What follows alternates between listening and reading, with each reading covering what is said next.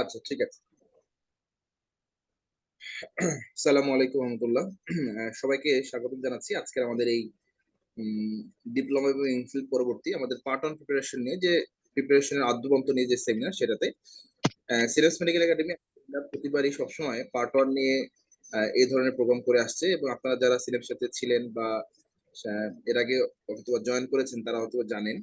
তো সেই ধারাবাহিকতায় আমরা আসলে, যেহেতু আমাদের সামনে জুলাই পার্ট ওয়ান মেডিসিনটা অনুষ্ঠিত হবে, তো সেইটার প্রিপারেশন এবং সেইটা রিলেটেড আলোচনা করার জন্য আমাদের সাথে আরো তিনজন মেন্টর ইনশাল্লাহ থাকবেন। এর ভিতরে সজীব ভাইয়া থাকবেন, গালি ভাইয়া থাকবেন, এবং আমাদের সকলের প্রিয় ফাহিম ভাইয়া থাকবেন। তো আমি একটু শুরুতে একটু জাস্ট ইন্ট্রোডাক্টরি কিছু কথা বলি, এরপরে আমাদের পেপার ওয়াইজ ডিসকাশন হবে, এবং ইনশাল্লাহ এর পাশাপাশি আমাদের স্ট্র্যাটেজি নিয়েও কথা হবে, আসলে আমরা কিভাবে আমাদের এই বাকি সময়টুকু কাজে লাগাবো আমাদের জুলাই পার্ট ওয়ানের জন্য।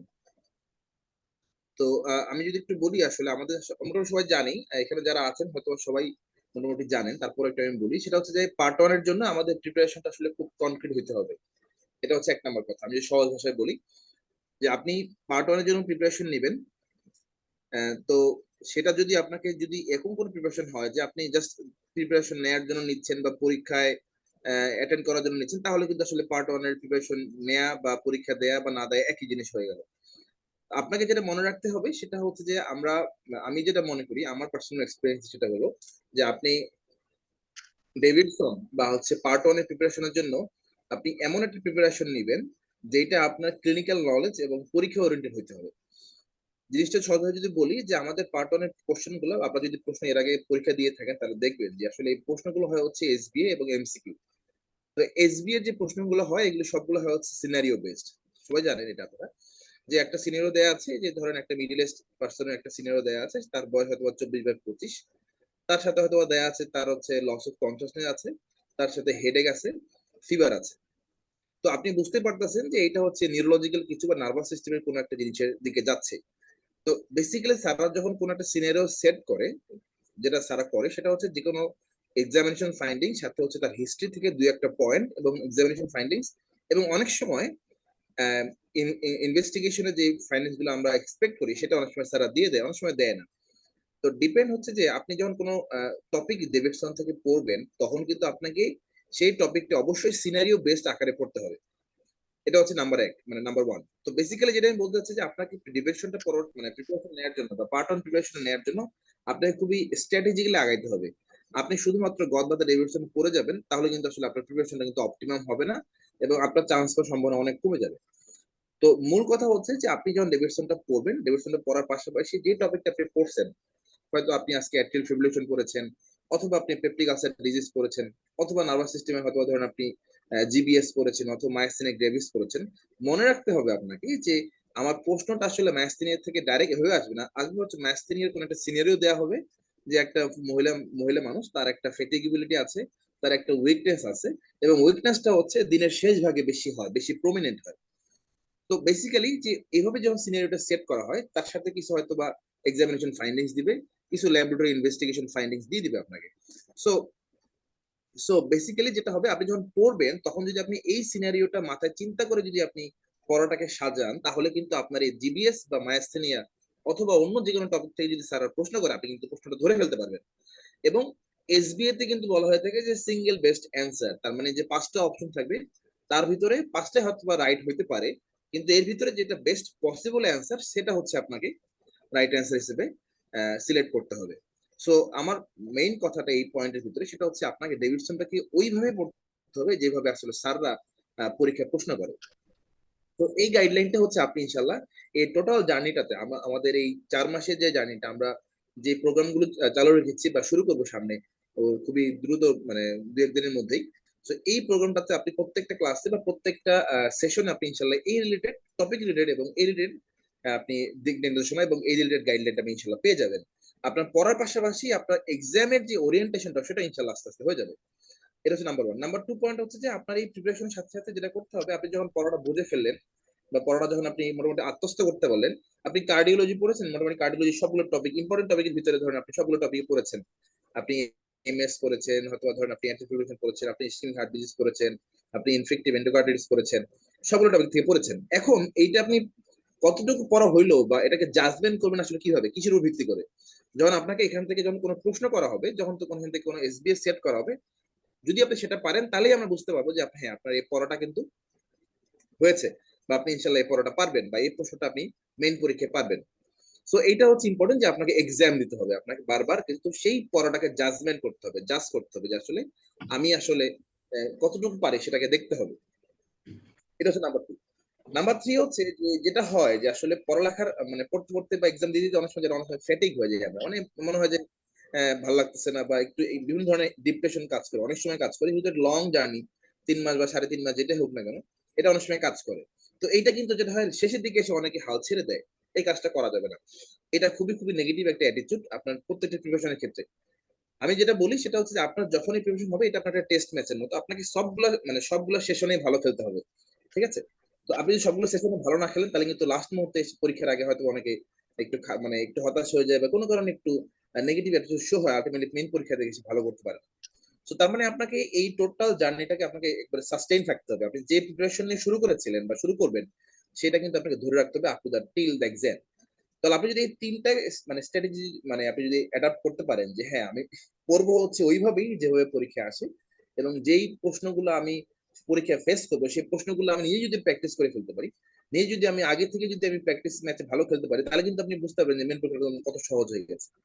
নাম্বার টু হচ্ছে বারবার এই প্র্যাকটিস ম্যাচ খেলার জন্য বারবার আপনাকে এক্সাম দিতে হবে, বারবার হচ্ছে আপনাকে প্রিপারেশনটাকে ঝালাই করতে হবে।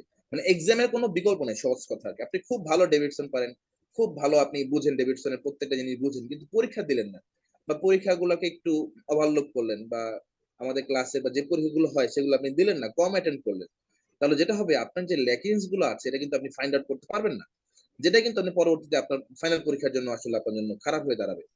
এবং লাস্ট অব্দি হচ্ছে ৩ নাম্বার যেটা কথাটা বলেছি সেটা হচ্ছে যে আপনি এই প্রিপারেশনটাকে আপনাকে সাস্টেইনেবল রাখতে হবে, যে আপনি একদমই আপ টু দা পরীক্ষা আপনি যদি রাখতে পারেন ইনশাল্লাহ। আর অবশ্যই আমাদের তো অবশ্যই আল্লাহর উপর তাওয়াক্কুল করতে হবে, যে যার ধর্ম অনুযায়ী তার রবের প্রতি অবশ্যই তাওয়াক্কুল করতে হলে যে আপনি ইনশাল্লাহ পরীক্ষা ভালো করতে পারবেন। এই ৩টা মেইন হচ্ছে আমাদের স্ট্র্যাটেজিক্যাল পলিসি, যে আসলে আমরা আমাদের পার্ট অফ ভালো করতে পারি। আচ্ছা, এর সাথে আরো অনেকগুলো এক্সট্রা কথা আছে, বা আরো অনেকগুলো এক্সট্রা কথা থাকবে, এটাই খুব স্বাভাবিক। কিন্তু আমার কাছে যেটা মনে হয়েছে যে একজন পার্ট ওয়ান প্রিপারেশন যদি কেউ নিতে চায়, তার জন্য আসলে এই জিনিসগুলো সেট আপ করে রাখতে হবে। আচ্ছা, এর সাথে একটু এক্সট্রা কথা বলি যে প্রিপারেশনটা যদি আপনাকে অপটিমাম করতে হয়, তাহলে আপনার কিন্তু একটা ফিক্সড টাইমে আপনি পড়ালেখা করতে হবে। যে আপনি যদি মনে করেন আমার চাকরি আছে, আমার ডিউটি আছে, আমার খ্যাপ আছে, আমার চেম্বার আছে, আমার ফ্যামিলি আছে, সবকিছুই থাকবে আপনার জীবনে। এটাকে ওভারলুক বা এটাকে অমিট করার কোনো সুযোগ নাই, যেহেতু আমরা হিউম্যান বিং, তাই না? তো বেসিক্যালি সবাই যারাই পার্ট ওয়ান পাস করছে, বা যারাই এই রাস্তা দিয়ে আহ, মানে সাফল্য দেখেছে, তাদের কিন্তু সবাইকেই এই প্রত্যেকটা জিনিসকে ব্যালেন্স করেই তাকে আগায় যেতে হয়েছে, কেউ কোনো কিছু বাদ দিয়ে যায় না। হ্যাঁ, আপনি হয়তো বা একটা সার্টেন পিরিয়ডের জন্য হয়তো আপনাকে একটু ওই জিনিসগুলোকে ব্যালেন্স করতে হবে। তো যেটা আমি বলবো যে পড়ালেখার ব্যাপারে আপনার ডেডিকেশন থাকতে হবে 100%। আপনি পড়ালেখাকে যদি কম্প্রোমাইজ করেন তাহলে ঝামেলা হয়ে যাবে। আপনি কম্প্রোমাইজ বলতে বোঝাচ্ছি, ধরেন আপনি পড়ালেখাকে বলেন না আজকে আর পড়া লাগবে না, আমি কালকে থেকে পড়বো, আমি কালকে পড়বো না পরশুদিন পড়বো, এই সপ্তাহে আমার ডিউটি বেশি, এই সপ্তাহে আমার অ্যাডমিশন আছে, পোস্ট অ্যাডমিশন আছে, এই সপ্তাহে আমার চেম্বারে রোগী বেশি হচ্ছে, আমি এটা এই সপ্তাহে পড়বো না, নেক্সট সপ্তাহ থেকে পড়ালেখা করবো। তো এইভাবে যদি আপনি নেক্সট সপ্তাহ করতে যদি পিছায় দেন, তাহলে কিন্তু আপনার সময় মানে হাতে কিন্তু আর সময় থাকবে না, এই কাজটা করা যাবে না। আপনার যদি টার্গেট থাকে যে আমি জুলাইতে ইনশাল্লাহ পার্ট ওয়ান পরীক্ষাটা অ্যাটেন্ড করতে চাই এবং পাস করতে চাই, তাহলে আপনাকে মনে রাখতে হবে এই সময়টা কিন্তু আপনার শুরু হয়ে গেছে কিন্তু অনেক আগে থেকে। আপনি কিন্তু এখন জার্নির মাঝখানে চলে আসছেন।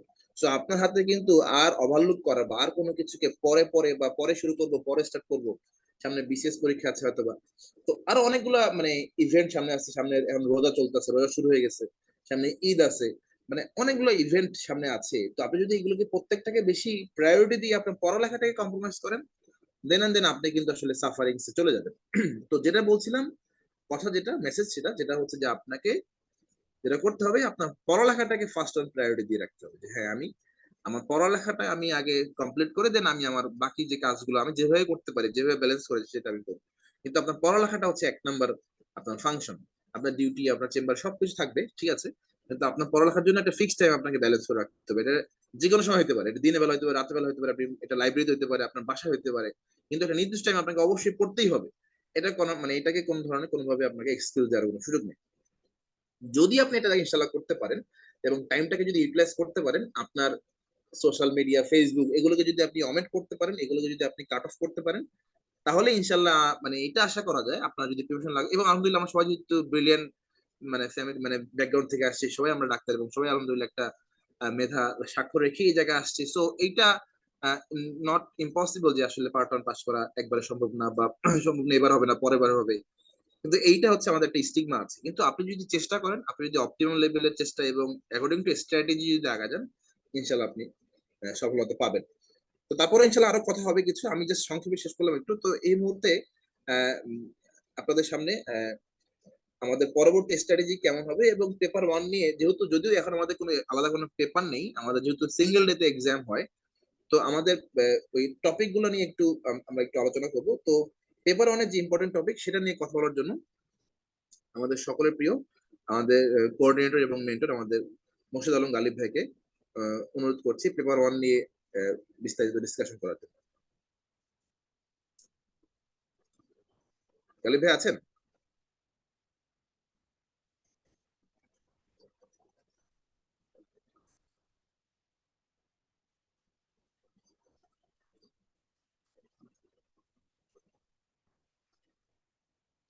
গালিব ভাই কি আছেন? অবকর ভাই? হ্যাঁ, আসসালামু আলাইকুম জাবির। গালিব, হ্যাঁ ভাই। হ্যাঁ হ্যাঁ, আচ্ছা, ধন্যবাদ ডাক্তার জাবিরকে তার সুন্দর উদ্বোধনী বক্তব্যের জন্য। তো আজকে যারা আমাদের ওরিয়েন্টেশন সেমিনারে উপস্থিত আছেন তাদের সবাইকে স্বাগত জানাচ্ছি। তো আমাদের আজকের ওরিয়েন্টেশন সেমিনারের মেইন যে উদ্দেশ্য সেটা হলো যে আমাদের ডিপ্লোমার পরবর্তী যে আমাদের 4 মাস সময় আছে, সেই সময়টাকে আমরা কিভাবে আসলে কাজে লাগাতে পারি সেই ব্যাপারে আমরা কিছুটা ধারণা দেওয়ার চেষ্টা করব। তো এই ধারণাগুলো ইনশাল্লাহ আপনাদের জন্য হেল্পফুল হবে। তো এই ধারণাগুলো আসলে আমাদের যে গত কয়েক বছরের যে অভিজ্ঞতা ব্যক্তিগত এবং প্রাতিষ্ঠানিক সে আলোকে আসলে দেওয়া। তো আমরা কয়েকটা টপিকস নিয়ে একটু আলোচনা করব paper one, paper two, paper three এই হিসেবে, মানে আমাদের এখন তো বর্তমানে পেপারের সিস্টেমটা নেই, তারপরেও কিছু চ্যাপ্টার নিয়ে। তো জাবির যেটা বললো যে আসলে পড়াশোনা করতে হবে, এটা তো আসলে বিকল্প নেই। এখন কিভাবে পড়তে হবে এবং কোন টপিকস পড়তে হবে সেটাই আসলে ইম্পর্টেন্ট।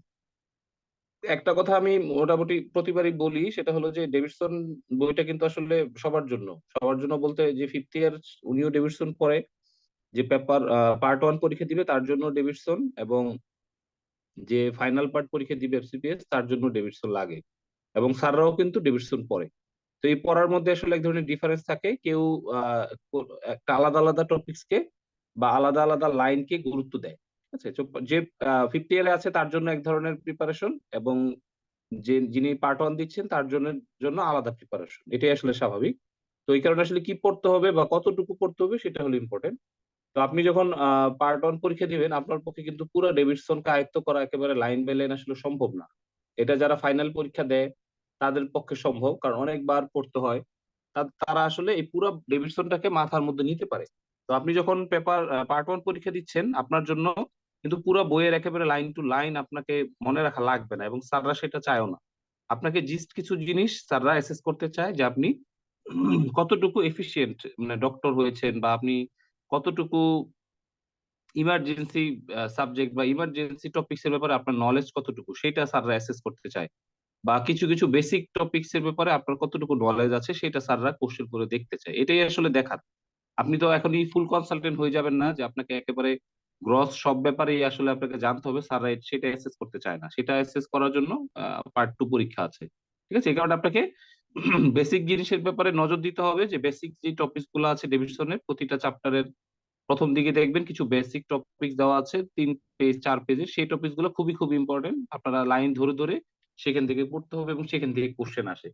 এবং আপনারা যদি অনেকেই যদি ডিপ্লোমা দিয়ে থাকেন পরীক্ষা, তাহলে কিন্তু আপনাদের যদি পাশ করুন বা না করুন, আপনাদের একটা প্রিপারেশন কিন্তু এর মধ্যে হয়ে গেছে। আপনাদের কিছু কিছু টপিকস বেসিক সাবজেক্টের কিছু কিছু প্রিপারেশন আপনাদেরকে এফসিপিএস পার্ট ওয়ান পরীক্ষা হেল্প করবে। ঠিক আছে, আর ডেভিডসনের ক্ষেত্রে এখনো কিন্তু আগের যুগে আমরা যখন ডেভিডসন পার্ট ওয়ান দিয়েছি তখন তো এত আসলে কোচিং ছিল না, বা এতটা টিপস দেওয়ার আসলে বড় ভাই বা বড় আপু এরকম কেউ ছিল না।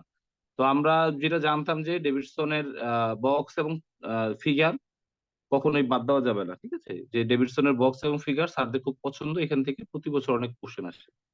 তো সেইখান থেকে কিন্তু এফসিপিএস পার্ট 1 এর কোশ্চেন এখন একটু আলাদা হয়েছে, যে এখন একেবারে লাইন ধরে ধরে ভিতর থেকে কোশ্চেন আসে। তারপরেও কিন্তু এবং বক্স এবং ফিগারের যে ইনফরমেশন গুলো, এগুলো আপনাকে সবসময় মনে রাখতে হবে, এখান থেকে এখনো অনেক অনেক কোশ্চেন আসে। তো এই বক্স এবং ফিগার গুলো আপনাকে খুব ভালোভাবে জানতে হবে। এটা আপনার ভবিষ্যতের জন্য দরকার, এবং আপনি যখন পাশ করবেন ইনশাল্লাহ, তারপরে যখন ট্রেনিং করবেন, সেই সময় দেখবেন এগুলো খুব আহ প্র্যাকটিক্যাল ওরিয়েন্টেড আসলে এই বক্স এবং ফিগার গুলো। এই কারণে বক্স এবং ফিগার গুলো খুব ভালোভাবে পড়তে হবে, এবং এই একটা বক্স বা ফিগারও বাদ দেওয়া যাবে না আসলে। আচ্ছা, এখন আমি কয়েকটা টপিকস নিয়ে একটু আলোচনা করব। খুব বেশি ডিটেলস আসলে আলোচনা করার সুযোগ হবে না, এটা আপনারা ক্লাসে ইনশাল্লাহ আলোচনা হবে। আমি একটা টপিকস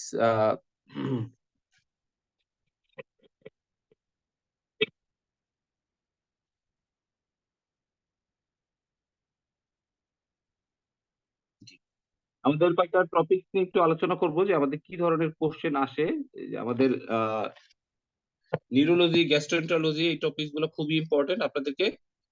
যেই টপিকস গুলো, একটা জিনিস মনে রাখবেন, যে টপিকস এর নাম্বার বেশি সেই টপিকসটা আসলে ভালো করে পড়তে হবে। একই সাথে যেটা নাম্বার কম আসে সেটাও কিন্তু আপনার ভালো করে পড়তে হবে, কারণ কম নাম্বার যেখান থেকে আসে সেখানে আপনি কম প্রিপারেশনে বা কম কষ্টে নাম্বার কিন্তু বেশি তুলতে পারবেন, ঠিক আছে? তো নিউরোলজি থেকে দেখা যায় অনেক কোশ্চেন আসে, নিউরোলজি থেকে 15টা, হ্যামাটোলজি থেকে 8টা, হেপাটোলজি থেকে 5টা, এরকম কোশ্চেন আসে, হ্যাঁ। তো নিউরোলজির ক্ষেত্রে আমরা আমরা কিছু খুব মোস্ট ইম্পর্টেন্ট কিছু টপিক সিলেক্ট করেছি, এগুলো থেকে প্রতি বছর দেখা যায় কোশ্চেন ঘুরে ফিরে আসে। এর মধ্যে কর্টিক্যাল লোবার ফাংশন, যে ব্রেনের যতগুলো লোব আছে, ফ্রন্টাল, প্যারাইটাল, টেম্পোরাল লোব, সেইগুলোর ফাংশন নিয়ে একটা বক্স আছে, সেগুলো খুব ভালোভাবে পড়তে হয়। একই সাথে আমাদের যে ভিজুয়াল পাথওয়ে আছে, এখান থেকে প্রতি বছরই এসবি একটা না একটা কোশ্চেন আসে, এসবি অথবা এমসিকিউ, এটা খুব ইম্পর্টেন্ট। কিছু ব্রেন স্টেম সিনড্রোম আছে, এটাও একটা বক্স আছে, যে brain lateral medullary, medial medullary syndrome, weber syndrome, এই জিনিসগুলো একটু পরীক্ষার হলে আমাদের জানতে হবে। একই সাথে সিএসএফ স্টাডির কিছু রেজাল্ট আছে, একটা বক্স, এইগুলো একটু জানতে হয়। একই সাথে আরো কয়েকটা ইম্পর্টেন্ট টপিকস আছে, যে GBS, myasthenia gravis, peripheral neuropathy, MND, এবং এখানে দেখেন আরো কয়েকটা ইম্পর্টেন্ট, বালবার এবং pseudobulbar palsy, epilepsy, multiple sclerosis, এগুলো খুবই ইম্পর্টেন্ট। এগুলো আপনাদের প্রতিবারই কোশ্চেন আসে, এবং এগুলো জানতে হবে। এগুলো আমরা ক্লাসে আলাদা আলাদা করে, প্রতিটা টপিকস আলাদা আলাদা করে আমরা বলে দিব। তো আমরা কয়েকটা টপিকস এভাবে সিলেক্ট করেছি। কিছু কোশ্চেন আসে, দেখা জানুয়ারি 2020-এ এসেছিল যে হাইপোকাইনেটিক ডিসঅর্ডার কোনটি নয়, কোনটি হাইপোকাইনেটিক ডিসঅর্ডার, এরকম কয়েকটা নাম দেওয়া থাকে। কোশ্চেন কিন্তু খুব বেশি কঠিন আসে না, মোটামুটি মানে সহজের মধ্যে আসে, পরীক্ষার হলে একটু মাথাটা ঠান্ডা রাখতে হয়, ঠিক আছে? আচ্ছা, গ্যাস্ট্রোএন্টারোলজিতে আমাদের খুব ইম্পর্টেন্ট টপিকস আছে কয়েকটা, যেরকম গাট হরমোনস, খুব সুন্দর একটা বক্স দেওয়া আছে ডেভিডসনের, যে কি কি ধরনের আমাদের গাট হরমোন আছে, যে সিক্রিটিন, কোলেসিস্টোকাইনিন, ভিআইপি, এই হরমোনগুলোর নাম একটু জানতে হবে। এগুলোর ফাংশন খুব ইম্পর্টেন্ট, খুব প্রতি বছরই আসে। আপার জিআই ব্লিডিং এর কজ আছে, আপার জিআই ব্লিডিং এর কজ গুলো থেকে কোশ্চেন আসে পরীক্ষায়, যে কি সবচেয়ে ইম্পর্টেন্ট কোনটা। ডিসপেজিয়া এবং ডিসপেপসিয়া খুবই ইম্পর্টেন্ট পরীক্ষার জন্য, এটার অ্যাপ্রোচটা এবং কিছু অ্যালার্ম ফিচার আছে, সেখান থেকে এসবি আসে। ম্যাল অ্যাবজর্পশন খুবই খুবই ইম্পর্টেন্ট, ম্যাল অ্যাবজর্পশনের কিছু কজ আছে, যে ম্যাল অ্যাবজর্পশনের এবং ম্যাল অ্যাবজর্পশনের কিছু ক্লিনিক্যাল ফিচার আছে, সেখান থেকে কোশ্চেন আসে। একই সাথে আইবিডি এবং অ্যাকিউট পেনক্রিয়াটাইটিস থেকেও কোশ্চেন আসে খুব বেশি। আইবিডি তে আলসারেটিভ এবং ক্রনিক ডিজিজের যে পার্থক্যটা, সেটা কিন্তু অলওয়েজ ইম্পর্টেন্ট। এবং অ্যাকিউট পেনক্রিয়াটাইটিস এবং ক্রনিক পেনক্রিয়াটাইটিস স্যারদের খুব প্রিয়। এবং আরো কয়েকটা খুব ইম্পর্টেন্ট ডিজিজ আছে, coeliac disease, Whipple's, Zollinger Ellison syndrome, small intestinal bacterial overgrowth, এখান থেকেও প্রতি বছর কোশ্চেন আসে, এগুলো একটু পড়তে হবে। তো আমাদের ক্রনিক ডায়রিয়া নিয়ে একটা কোশ্চেন এসেছিল, 6 মাসের ক্রনিক ডায়রিয়া এবং ম্যাল অবজর্পশন হলে কি কি ফিচার থাকবে, এটা একটা বক্স আছে ম্যাল অবজর্পশনের, সেখান থেকেই কোশ্চেনটা নিয়েছিল, একেবারে বই থেকে তুলে দিয়েছে। আচ্ছা, হেমাটোলজিতে হেমাটোলজি খুবই খুবই ইম্পর্টেন্ট, স্যারদের খুবই প্রিয় হেমাটোলজি টপিক, এবং হেমাটোলজিতে পড়ার অনেক কিছু আছে, এবং হেমাটোলজি থেকে আপনাদের নলেজ খুব ভালো হতে হবে। এখানে নলেজ অ্যাসেসমেন্ট খুব বেশি ভাবে করা হয়। হেমাটোলজিতে আমাদের আরবিসির অ্যাপিয়ারেন্স নিয়ে খুব প্রথমে একটা বক্স আছে, মাইক্রোসাইটিক, ম্যাক্রোসাইটিক, নর্মোসাইটিক, এই বক্সটা খুব ইম্পর্টেন্ট, এখান থেকে কোশ্চেন আসে। এবং আয়রন ডেফিসিয়েন্সি অ্যানিমিয়া খুব ইম্পর্টেন্ট, যেখানে আয়রন প্রোফাইলের যে স্টাডির যে আপনার কি কি ইন্টারপ্রিটেশন সেটা লাগে।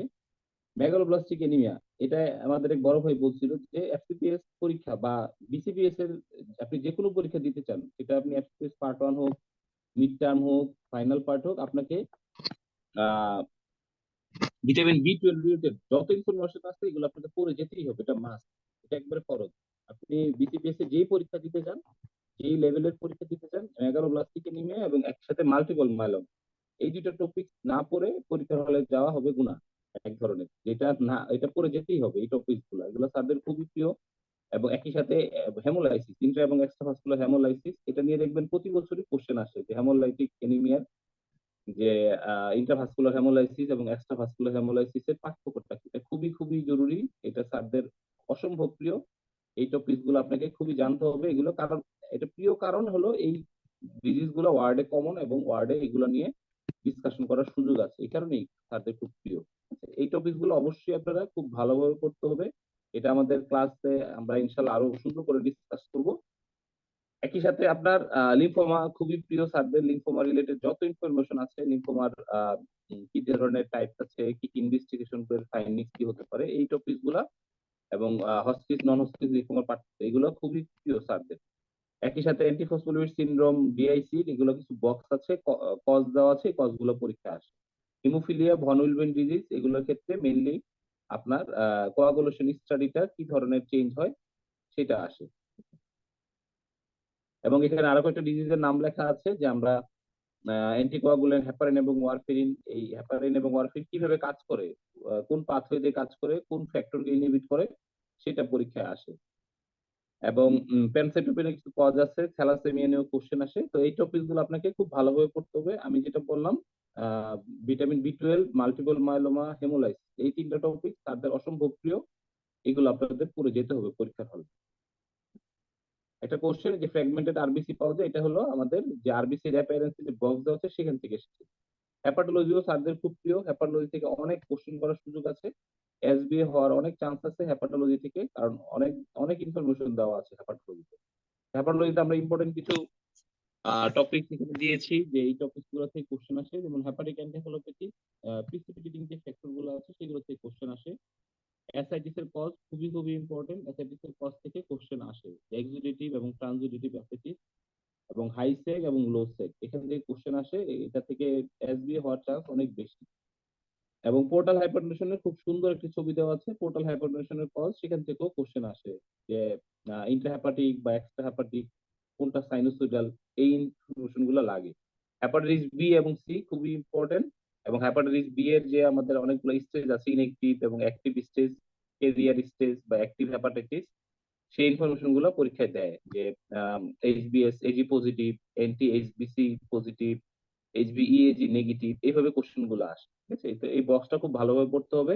বার্চেরি সিনড্রোম স্যারদের খুব প্রিয়। আমরা খুব এত বেশি পাই না হয়তো বা ওয়ার্ডে, কিন্তু বার্চেরি সিনড্রোম নিয়ে স্যারদের খুব আলাদা একটা ফ্যাসিনেশন আছে। তো এই কারণে এগুলো একটু পড়তে হবে। হেমোক্রোমাটোসিস, উইলসন, এগুলো খুব লাইন লাইন বাই পড়তে হবে। উইলসন এবং হেমোক্রোমাটোসিস লাইন ধরে ধরে পড়তে হবে। এখান থেকে কোশ্চেন প্রতিটা লাইন থেকে আসলে স্যার কোশ্চেন করতে চায় হেমোক্রোমাটোসিস এবং উইলসন ডিজিজ।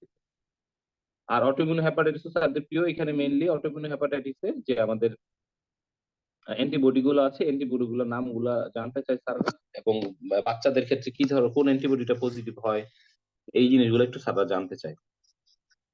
তো আর আপনার জেনেটিকের ক্লিনিক্যাল জেনেটিক্স এর মধ্যে মেনলি আমাদের অটোসোমাল ডমিনেন্ট এবং এক্স লিঙ্ক ইনহেরিটেন্সের যে আমাদের উদাহরণগুলো দেওয়া আছে, সেই উদাহরণগুলো একটু জানতে হবে কোনটা ডমিনেন্ট কোনটা রিসেসিভ। ঠিক আছে, আর আমাদের আর কিছু সেল সাইকেল আছে, সেল সাইকেলের কোন স্টেজে অ্যান্টি ক্যান্সার ড্রাগ গুলো কাজ করে, এটা একটু জানতে হয়। আর ট্রাইনিক্লোটেড রিপিট ডিসঅর্ডার কয়েকটা ডিজিজের নাম আছে, সেইগুলো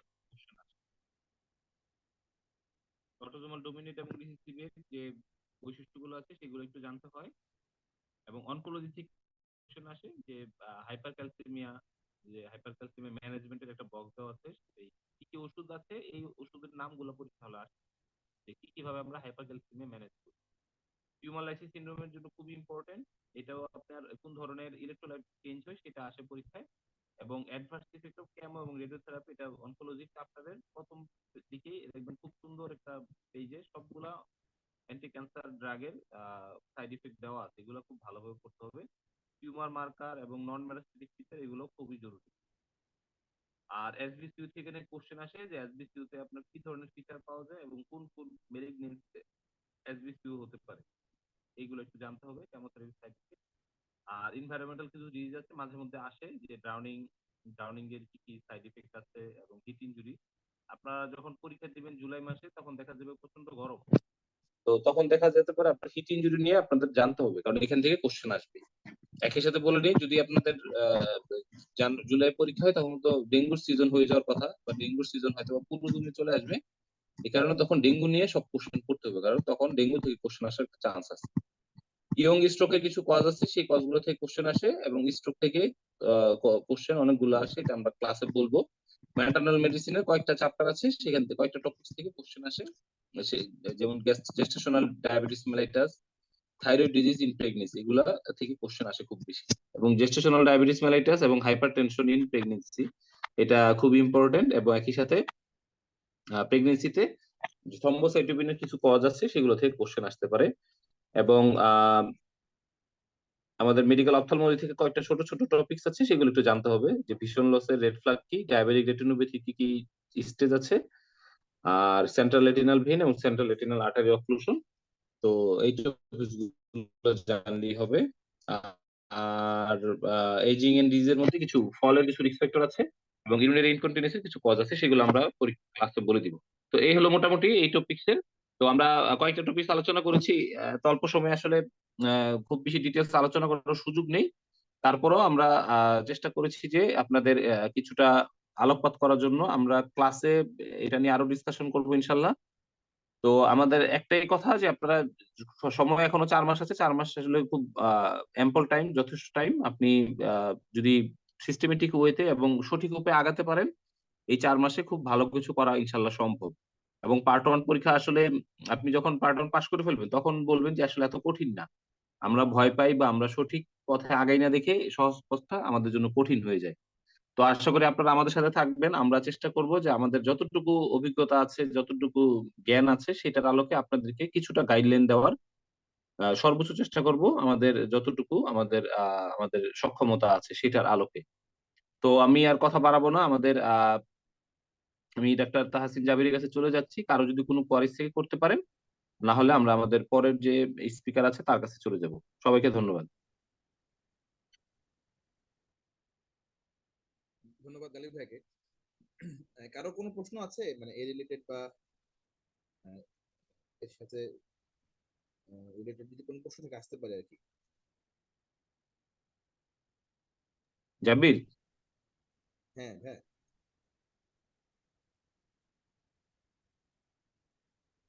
আবু বকর ভাই।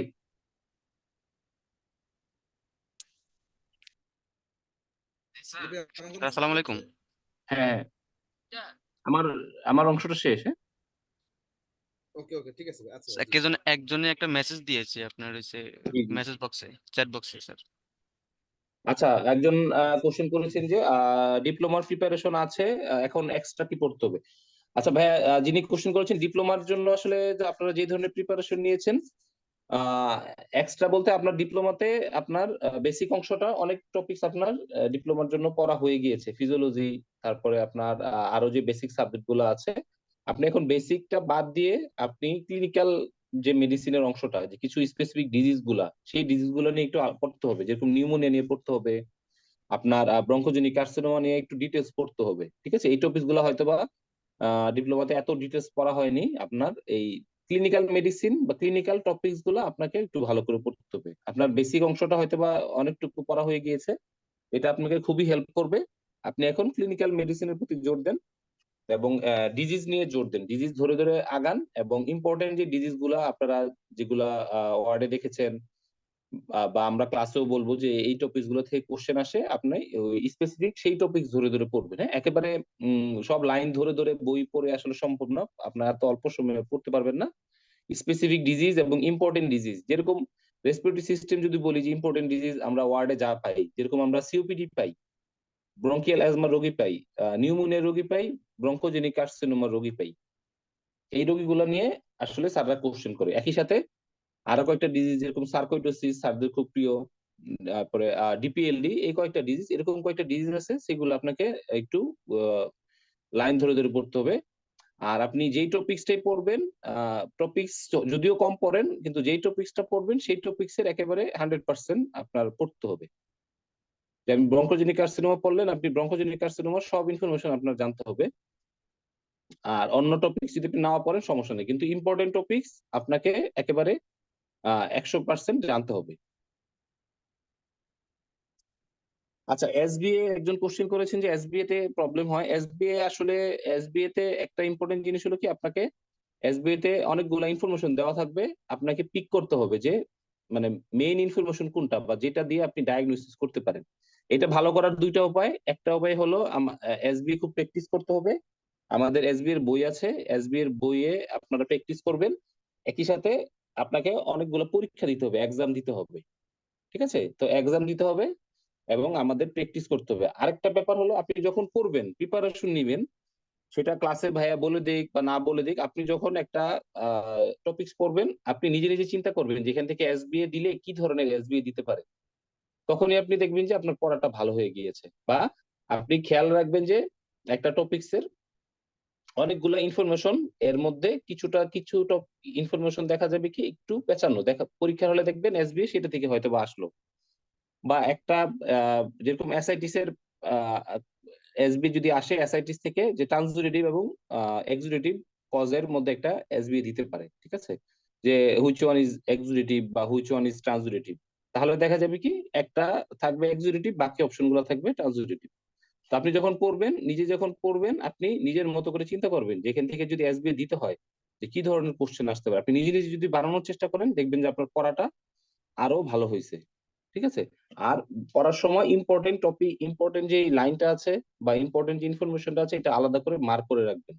একটা হাইলাইটার দিয়ে হোক, একটা ফিক্সড হাইলাইটার আপনি রাখবেন। একটা রাখবেন যে মোস্ট ইম্পর্টেন্ট যে লাইন, সেটাকে এক ধরনের কালার দিয়ে আপনি মার্ক করলেন।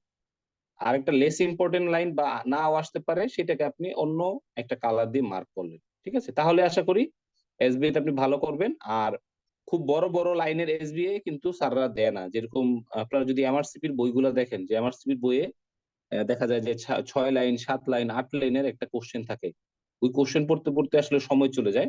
বিসিপিএস এখন পর্যন্ত এত বড় বড় ইনফরমেশন দেয় না, 2 থেকে 3 লাইনের দেয়।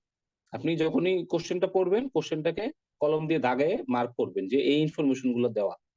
তো ওই ইনফরমেশন গুলো দিয়ে আবার আপনি মার্ক করা ইনফরমেশন গুলো আবার দেখবেন যে এটার মধ্যে সবচেয়ে ইম্পর্টেন্ট কোনটা, বা কোন ইনফরমেশনটার সাথে আমার এই রোগটা সবচেয়ে ভালো মিলে বা আমার ডায়াগনোসিসটা হয়ে যায়, আপনি সেটা ধরে আগাবেন। ঠিক আছে, আর আপনার যদি 2টা ইনফরমেশন থাকে, যে 5টা অপশনের মধ্যে যে 2টা খুব কাছাকাছি, তাহলে সবচেয়ে আহ এই রোগের সাথে বা আপনার এই কোশ্চেনের সাথে সবচেয়ে বেশি মিলবে যেটা, সেটা আপনার দিতে হবে। সিঙ্গেল বেস তো মানে দুইটাই যদি মিলে যায়, সবচেয়ে বেশি যেটা মিলে সেটা আপনাকে দিতে হবে। ঠিক আছে, তো আশা করি আপনার এসবিএ আপনি প্র্যাকটিস যদি করেন, আমাদের কোশ্চেন ব্যাংক আছে, আপনি কোশ্চেন ব্যাংকটা প্র্যাকটিস করতে পারেন, এবং আমাদের যতগুলা এক্সাম হবে আপনি সবগুলো এক্সামে পার্টিসিপেট করবেন। তাহলে দেখবেন যে এসবি নিয়ে ইনশাল্লাহ ভয় কেটে যাবে। আর যখনই পড়বেন, আপনারা নিজেরা কোশ্চেন চিন্তা করবেন যে এখান থেকে কি কোশ্চেন আসতে পারে, তাহলে কিন্তু আপনার পড়াটা খুব ভালো হবে। ঠিক আছে, গদবাঁধা আপনি পড়ে গেলেন, তাহলে কিন্তু ওইভাবে মনে থাকবে না। আপনার মনে থাকবে বেশি নিজের মতো যদি চিন্তা করতে পারেন যে এখান থেকে কি ধরনের কোশ্চেন আসতে পারে, বা আপনি যদি পরীক্ষা নেন, আপনি কি ধরনের কোশ্চেন করতে পারেন। ঠিক আছে, এটাতে ইনশাল্লাহ উপকার হবে। আরেকজন ভাইয়া বলেছেন যে লাস্ট এক্সামের কোশ্চেন, ভাইয়া আসলে পার্ট 1 এর ওইভাবে তো বিসিপিএস থেকে তো আসলে ওইভাবে দেয় না। কিছু কিছু আমরা চেষ্টা করি যে আমাদের যারা জুনিয়র আছেন, যারা পরীক্ষা দিয়েছেন, তারা যদি কিছু কোশ্চেন রিকল করতে পারেন, রিকল করা, অনেকে রিকল করতে পারে, ওই রিকল থেকে আসলে বা আমরা চেষ্টা করি যে কিছুটা ইয়ে করার। স্যার চ্যাট ঠিক বক্সে আছে, আরো কয়েকজন আর কি মেসেজ দিচ্ছে, স্যার কাইন্ডলি যদি একটু দেখতেন। হ্যাঁ হ্যাঁ, জাবির আছে।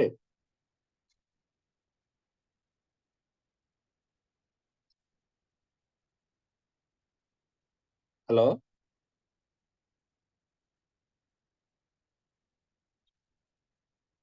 হ্যালো।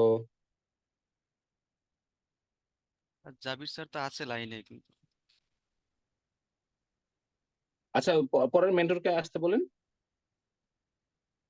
স্যার ফাহিম স্যার বলছে জানিতে আছে আর কি, আমি ফোন দিয়েছি স্যার, রিসিভ করে নাই এখনো। আচ্ছা হ্যাঁ।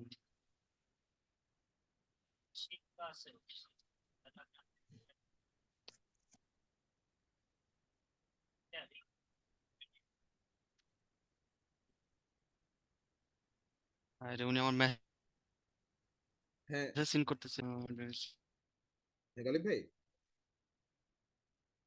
হ্যাঁ জাবির। হ্যাঁ, মোটামুটি তো ভাই অনেক মোটামুটি সবগুলো প্রশ্ন প্রশ্ন যদি আরো কারো যদি প্রশ্ন থেকে আসতে পারে ইন্টারেক্টিভ হলে আসলে ভালো হয় আর কি। স্যার চ্যাট বক্সে অনেকে কিছু লিখছে স্যার, যদি অ্যান্সার দিতেন আর কি। আচ্ছা টেক্সট বক্সে আমি বলেছি জাবির, তুমি যে এই ক্লাস বেসটা নিয়ে একটু বইলো, হ্যাঁ ক্লাস বেসে অ্যানাটমি ক্লাস নিয়ে একটু বইলো। ক্লাস হচ্ছে অ্যানাটমি ক্লাস, আমাদের বেসিক ক্লাস তো হবে তাই না ভাই, জি তানভীর ভাই স্যার বেসিক হবে ক্লাস স্যার। জি স্যার বেসিক ক্লাস হবে, বেসিক। 42টা ক্লাস বেসে 42টা ক্লাস হবে তো। বা ডেভিডসনের হ্যাঁ 22টা, আর হচ্ছে স্যার এসবিএ 12টা, বায়োস্ট্যাটিক 3টা, আর বেসিক 5টা, মানে সবগুলোই হবে স্যার। হ্যাঁ হ্যাঁ, ক্লাস মোট ব্যাচে আমাদের 42টা বেসিক হবে পাঁচটা স্যার। ক্লাস হবে, জি স্যার। মোট 42টা ক্লাস হবে। আর কারো কোনো আচ্ছা প্রশ্ন থাকলে আসতে পারে। আচ্ছা, আরেকটা কোশ্চেন করেছে এন্ডোক্রাইনে দিতে চাইলে সেম কোশ্চেন হবে কিনা, যেভাবে মাদার সাবজেক্টের মতোই কোশ্চেন হবে, হ্যাঁ সমস্যা নেই।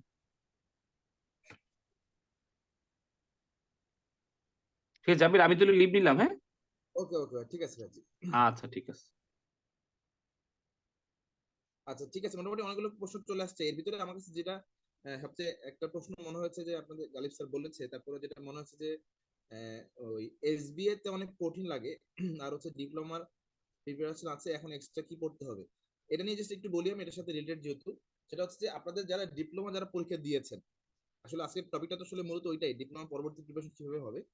ডিপ্লোমা যারা দিয়েছেন তারা আসলে পার্ট ওয়ান পরীক্ষায় অবশ্যই অবশ্যই বসবেন। মানে দিয়েছেন কিন্তু বসেন নাই, এটা আপনার জন্য অনেক বড় একটা ভুল হয়ে যাবে। আমাদের ওই যে দিলীপ স্যার, একজন স্যার আছেন, ওনার আলাদা কোচিং আছে, তো ওনার কাছ থেকে মানে ওনার কোচিং করা স্টুডেন্টদের কাছ থেকে শুনেছি আর কি, একটা কথা বলছে যে আপনার বছরে হচ্ছে 4টা পরীক্ষা, দুইটা পার্ট ওয়ান মানে জুলাই আর জানুয়ারি, সাথে হচ্ছে ডিপ্লোমা রেসিডেন্সি। এই 4টা পরীক্ষা আপনাকে বসার জন্য মেন্টালি আগে থেকে প্রিপারেশন নিয়ে রাখতে হবে, যে আমি হচ্ছে যে এই এই 4টা পরীক্ষা অবশ্যই বসতে চাই, মানে যে কোনো একটা যেন আপনার হয়, মানে আপনার পরীক্ষা আপনি ডিপ্লোমা হয়েছে আলহামদুলিল্লাহ খুবই ভালো, আপনার যদি পার্ট ওয়ান করা না থাকে তাহলে অবশ্যই আপনি এই জুলাইতে অবশ্যই বসবেন। আপনার প্রিপারেশন যতটুকু থাকো আপনাকে অবশ্যই বসতে হবে, চান্স হোক বা না হোক। যদি আপনি মনে করেন না আমার প্রিপারেশন ভালো না, আমি ডিপ্লোমাতে চান্স পাইছি মোটামুটি একটা মানে কোনো মতো পরে চান্স পাইছি, কিন্তু যদি আপনি এই পরের জুলাই এটা মিস করেন, আপনাকে এই প্রিপারেশন আবার 6 মাস ধরে নিয়ে আপনাকে আবার জানুয়ারিতে, এবং এটা ডাবল কষ্ট করে নিতে হবে। এই ভুলটা দয়া করে কেউ করেন না, এই ভুলটা দয়া করে কেউ করেন না। যদি পরীক্ষা এরকম হয় যে আপনি জাস্ট অ্যাটেন্ড করার জন্য করতেছেন, তাও আপনি অ্যাটেন্ড করেন, পরীক্ষাটা দেখেন যে কেমন হয়, কেমন পরীক্ষা হয়, যদি এর আগে কখনো দিয়ে না থাকেন, যদি আপনার এটাই যদি প্রথম পার্ট অন হয় তাও আপনি দেন।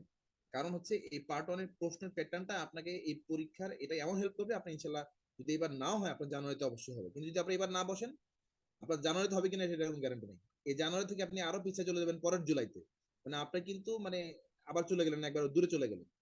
তো এইটা কিন্তু খুবই মানে ইউজুয়াল যে কারো যদি ডিপ্লোমা হয় তার পরবর্তী পার্ট অন হয়, অথবা কারো যদি রেসিডেন্সি হয় তার পরবর্তী পার্ট হয়, অথবা কারো পার্ট অন হয়েছে পরবর্তী রেসিডেন্সি তার হয়েছে।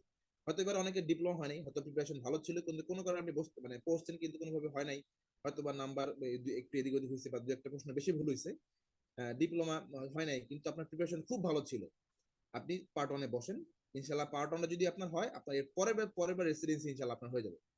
এটা হচ্ছে নর্মাল ফিজিওলজিক্যাল কোর্স, বুঝতে পারছেন। আপনি যদি এটাকে প্যাথোলজি বানান, যে এবার ডিপ্লোমা পরীক্ষা পাস করছেন, আলহামদুলিল্লাহ ভালো সাবজেক্ট চান্স পেয়েছেন, ডি কার্ডে বা কোথাও চান্স পেয়েছেন, কিন্তু পরবর্তী পার্ট অন দিলেন না কেন, যে আমার প্রিপারেশন আমি 6 মাস নিয়ে দিব, পরবর্তী জানুয়ারিতে দিব, তাহলে ঝামেলা হয়ে যাবে আপনার, এটা আপনার জন্য ঝামেলা হতে পারে। ঠিক আছে, আপনি নর্মালি দেন, পরীক্ষা প্রিপারেশন যাই হোক আপনি অবশ্যই পরীক্ষা বসবেন।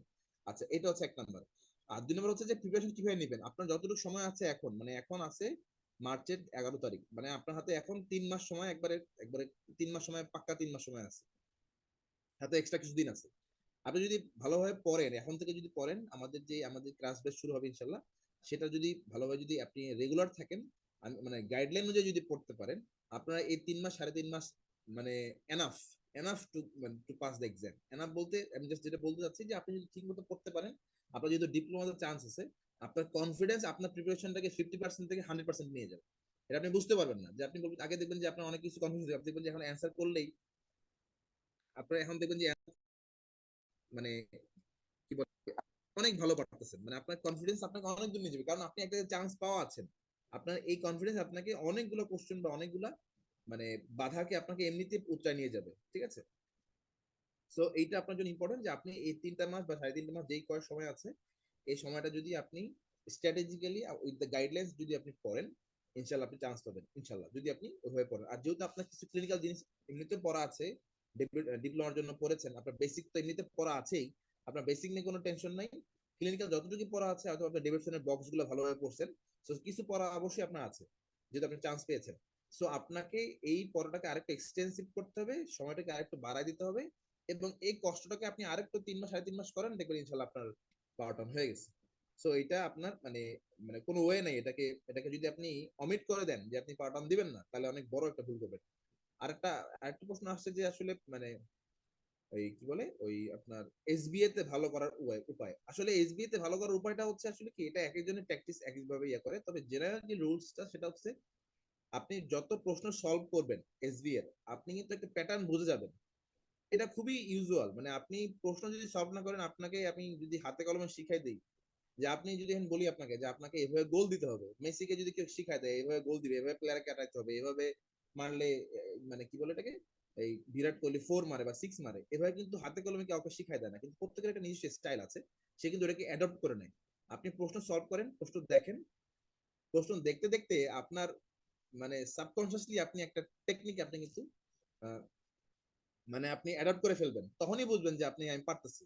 আপনি প্রশ্নটা পড়েন, ঠান্ডা মাথায় চিন্তা করেন প্রশ্নতে কি বলে কি সিমটম বা সাইন কি দেওয়া আছে, কোন জিনিসটাকে হিট করতেছে, বয়স কত দেয়া আছে, ওইটা সিমটমটা কি, এটা কি ফিভার আছে না জয়েন্ট পেইন আছে না চেস্ট পেইন আছে নাকি অ্যাবডোমিনাল পেইন আছে, হেডেক আছে, তার সাথে এক্সামিনেশন ফাইন্ডিংস এ কি আছে, অ্যানিমিয়া আছে নাকি জন্ডিস আছে, নাকি আপনার মানে নার্ভাস সিস্টেমের কোনো প্যাথোলজি আছে, নাকি চেস্টে কোনো প্যাথোলজি আছে, নাকি তার হচ্ছে যে কার্ডিওভাস্কুলার প্রিকর্ডিয়ামে কোনো প্যাথোলজি দিয়েছে, নাকি অ্যাবডোমিনাল লিম্ফোনোড মানে আপনার হচ্ছে স্প্লিন বা হেপাটোস্প্লিনোমেগালি আছে বা লিম্ফ নোড আছে। আপনি কিন্তু এটাকে মিলাইতে হবে, মানে অঙ্কের মতো আপনাকে যদি মিলাইতে হয় আপনাকে চিন্তা করতে হবে, ব্রেন স্টর্ম করতে হবে। হ্যাঁ, 2-3টা সিমটম দিচ্ছে, তার সাথে এটা দিচ্ছে, কেন এটা দিল, কেন ওইটা দিল না, তাহলে কিন্তু আপনি তাহলে হচ্ছে আপনি কি করবেন, মানে আপনি তখন বুঝে ফেলবেন যে আমার হ্যাঁ তাহলে তো আমাকে এভাবে আগাইতে হবে, তাহলে আমাকে এভাবে চিন্তা করতে হবে। না হলে কিন্তু আপনাকে কেউ কোনো রুলস ফেলাতে পারবে না যে আপনি এটা এটা করলে এসবি তে ভালো করবেন। এসবি তে ভালো করার উপায় হচ্ছে আপনি প্রশ্ন সলভ করবেন, প্রশ্নের সলভ করার আপনার অ্যাপ্রোচটা দেখবেন যে কিভাবে আগানো হয়েছে, কিভাবে আগাইলে আমি ওইটার দিকে যাব, কিভাবে আগাইলে আমি ম্যালেরিয়া বলবো, কোনটাতে দিলে আমি কালাজ্বর বলবো, কোনটাতে দিলে আমি সিএমএল বলবো। ঠিক আছে, তাহলে কিন্তু আপনি কিন্তু ওই ক্লু ধরে ধরে যদি আপনি আগান, একটু সময় লাগবে, প্রথম দিকে আপনার একটু সময় লাগবে, সময় লাগুক কোনো সমস্যা নেই, কিন্তু আপনি যখন অ্যাডাপ্ট হয়ে যাবেন, ওটা যখন আপনি হ্যাবিচুয়াল হয়ে যাবেন, তখন দেখবেন যে প্রশ্ন করার আগে আপনি উত্তর পাচ্ছেন। এটাই হবে আপনার ক্ষেত্রে, কিন্তু প্রথম দিকে একটু কষ্ট লাগবে। উনি বলেছেন যে পড়তে পড়তে সময় চলে যায়। হ্যাঁ, এটা এটা প্রথম দিকে আপনার মানে একটু সময় লাগতে পারে। হ্যাঁ, যে আসলে মানে এত সময় ধরে যদি প্রশ্ন বুঝতে হয় তাহলে আমি কখন অ্যান্সার করবো, এটা হবে প্রথম দিকে, কিন্তু দেখেন আপনি যদি প্র্যাকটিস করতে থাকেন, আপনি একই টপিক পড়লেন, পড়ার পর ওই টপিকটা দেখলেন, টপিকের প্রশ্নটা দেখলেন যে হ্যাঁ এই টপিক থেকে কি প্রশ্ন আসছে, তাহলে আপনি নিজেই তখনই নিজের টেকনিক আরো ভালো হইতে পারে। আমি যে টেকনিক কথা বলছি তার থেকে আপনার হয়তো বা নিজস্ব টেকনিক আরো মানে আরো কি বলে এটা ওয়েল এস্টাবলিশ বা আরো আপনার জন্য ইজি হতে পারে। সো আপনার প্রশ্ন সলভ করা এবং এই রিলেটেড এসবি রিলেটেড টপিক যদি আপনি সলভ করেন, প্রশ্ন সলভ করেন, এখানে এখন ফার্স্ট মেডিসিনের প্রশ্ন আছে, আমাদের এফসিপিএস কিওয়ার্ড নামে একটা বই আছে রেসিন অ্যাপসের, ওইটাতে আলহামদুলিল্লাহ অনেকগুলো সুন্দর সুন্দর প্রশ্ন দেওয়া আছে, মডেল প্রশ্ন দেওয়া আছে, ওইটা আমরা সাজেস্ট করি, এবং ওইটা যদি আপনি দেখেন তাহলে আপনি একবারে মোটামুটি আপনার এসবি রিলেটেড যে ভীতি ইনশাল্লাহ চলে যাবে। এছাড়া যদি আপনি বাইরে প্র্যাকটিস করতে চান, ফার্স্ট মেডিসিন বা এমআরসিপি যে কোশ্চেন ব্যাংকগুলো আছে সেটাও পড়তে পারেন, মানে সেখানে পর্যাপ্ত প্রশ্ন আছে, আপনি যখনই অ্যাপ্রোচ করবেন তখন আপনি ইনশাল্লাহ শিখে যাবেন। আমি মনে হয় বুঝতে পারছি, বাকি প্রশ্নগুলো যেহেতু চলে আসছে আনসার, সেগুলোর দিকে না যাচ্ছি। তো এরপরে যেহেতু পেপার 1 নিয়ে একটু আলোচনা হয়েছে, পেপার 2 নিয়ে একটু কথা বলতে চাই। আহ, সজীব ভাই কি আছেন? হ্যাঁ, আসসালামু আলাইকুম ভাই, আছি আমি। সজীব ভাই তাহলে পেপার 2 নিয়ে ইনশাল্লাহ বলেন নাকি ভাই? পেপার টু ভাই।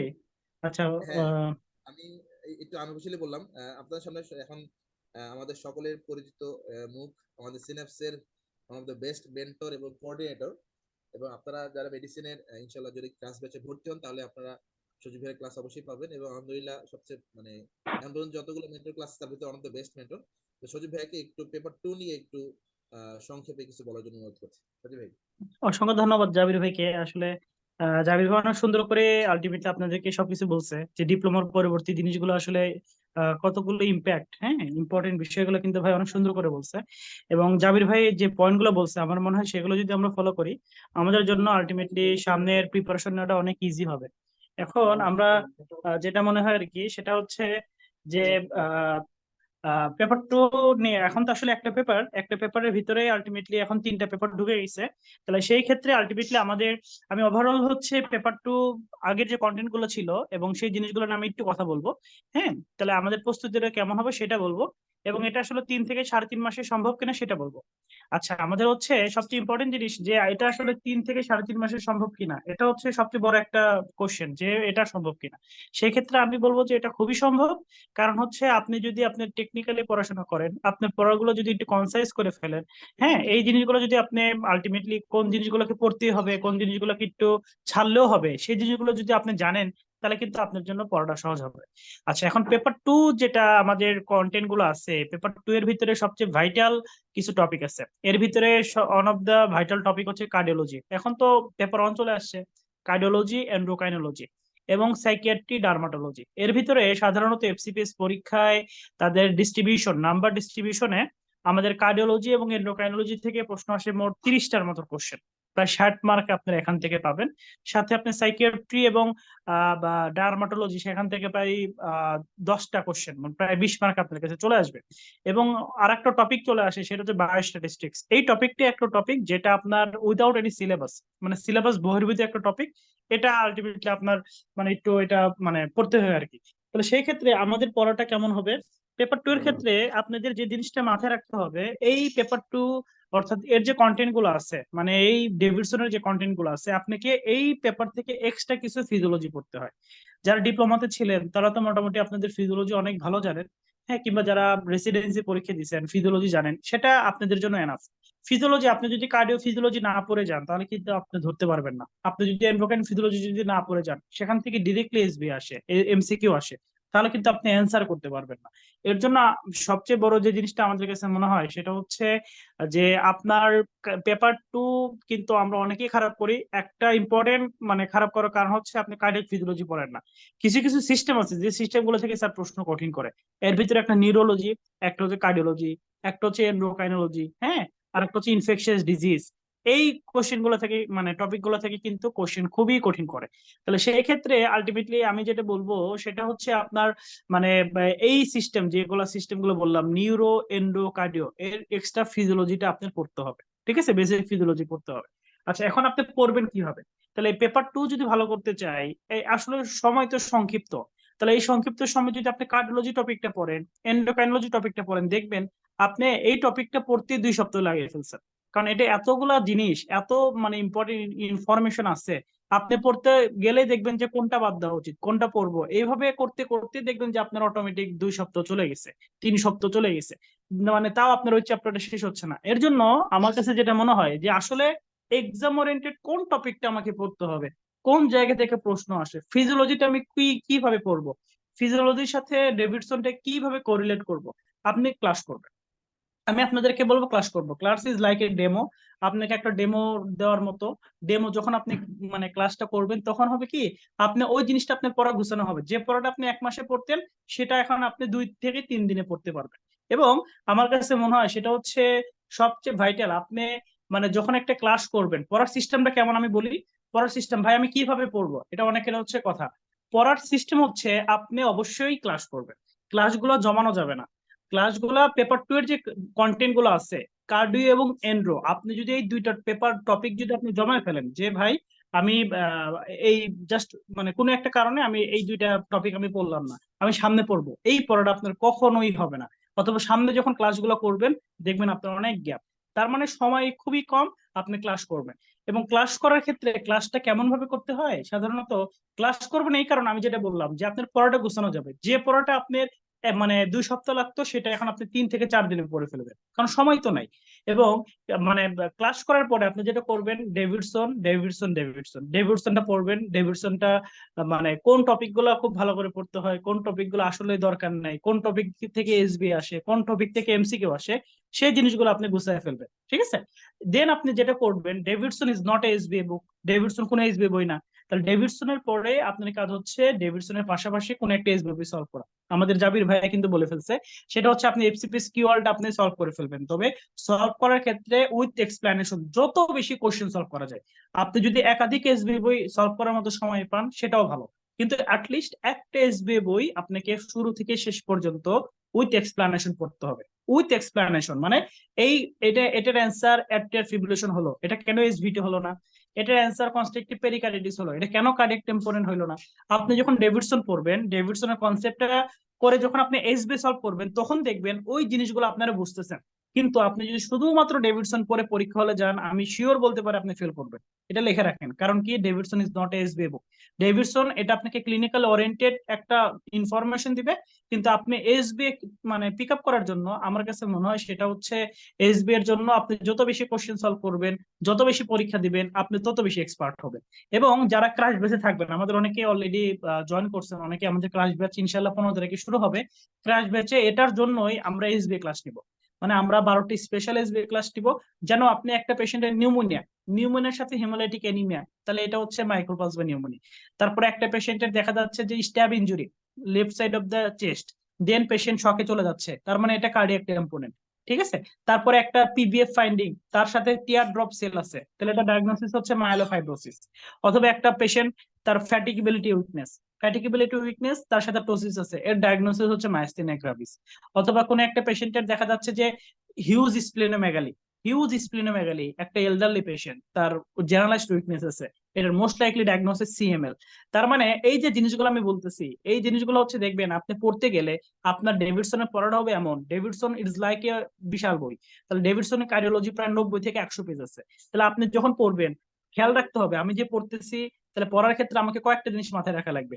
1 নাম্বার জিনিস, যে পেশেন্ট কি সিমটম নিয়ে আসতেছে, পেশেন্ট আমাকে কি বলে, মানে একটা ডিজিজের ফিচার মনে করেন নিউমোনিয়ার পেশেন্ট আপনাকে বলতেছে, স্যার আমার জ্বর আসছে, আমার রেসপিরেটরি ডিস্ট্রেস আছে, আমার বুক ব্যথা আছে, প্লিওরাইটিক টাইপ অফ চেস্ট পেন আছে। তার মানে নিউমোনিয়া থেকে আমি পড়তেছি যে প্রথমে সিমটমটা পড়ে ফেললাম, দেন সিমটমের পরে দেন আমাকে পড়তে হবে সাইন কি। সাইন বলতে আমি এখন মানে এক্সামিনেশন করে কি ফাইন্ডিং পাবো, এই জিনিসটাকে ইগনোর করার কোনো সুযোগ নাই। আপনি পার্ট 1 পরীক্ষা দিচ্ছেন, তার মানে ক্লিনিক্যাল এক্সামিনেশনে কোন কোন ডিজিজের কি কি ফাইন্ডিং আছে ডেভিডসনে যেমনি দেয়া আছে সেগুলো পড়ে ফেলতে হবে। মনে করেন যে আমরা যদি সিসিএফ এর কথাই বলি, কনজেস্টিভ কার্ডিয়াক ফেলিওরের একটা পেশেন্ট আপনাকে যদি বলে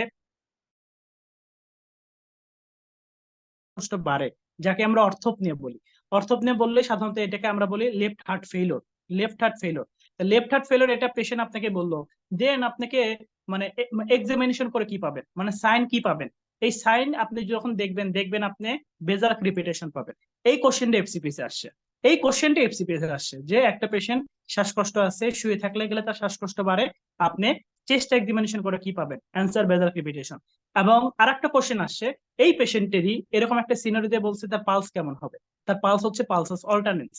তার মানে দেখেন, প্রথমে আপনি সিমটমরা বললেন, দেন আপনি সাইন দেখলেন যে এক্সামিনেশনে ফাইন্ডিং কি পাবেন, দেন আপনি একটা ডায়াগনোসিসে চলে গেলেন। ডায়াগনোসিসের পরে most common investigation, most appropriate investigation, সেটা আপনাকে জানতে হবে, সেই জিনিসটা আপনাকে জানতে হবে। তার মানে নিউমোনিয়ার একটা পেশেন্টকে আপনি চেস্ট এক্সরে করেন, একটা অ্যাকুট প্যানক্রাইটিসের একটা পেশেন্টকে আল্ট্রাসোনোগ্রাফি করেন, একটা দেখা যাচ্ছে যে লিভার অ্যাবসেস এর পেশেন্টকে আল্ট্রাসোনোগ্রাফি করেন, তাই না?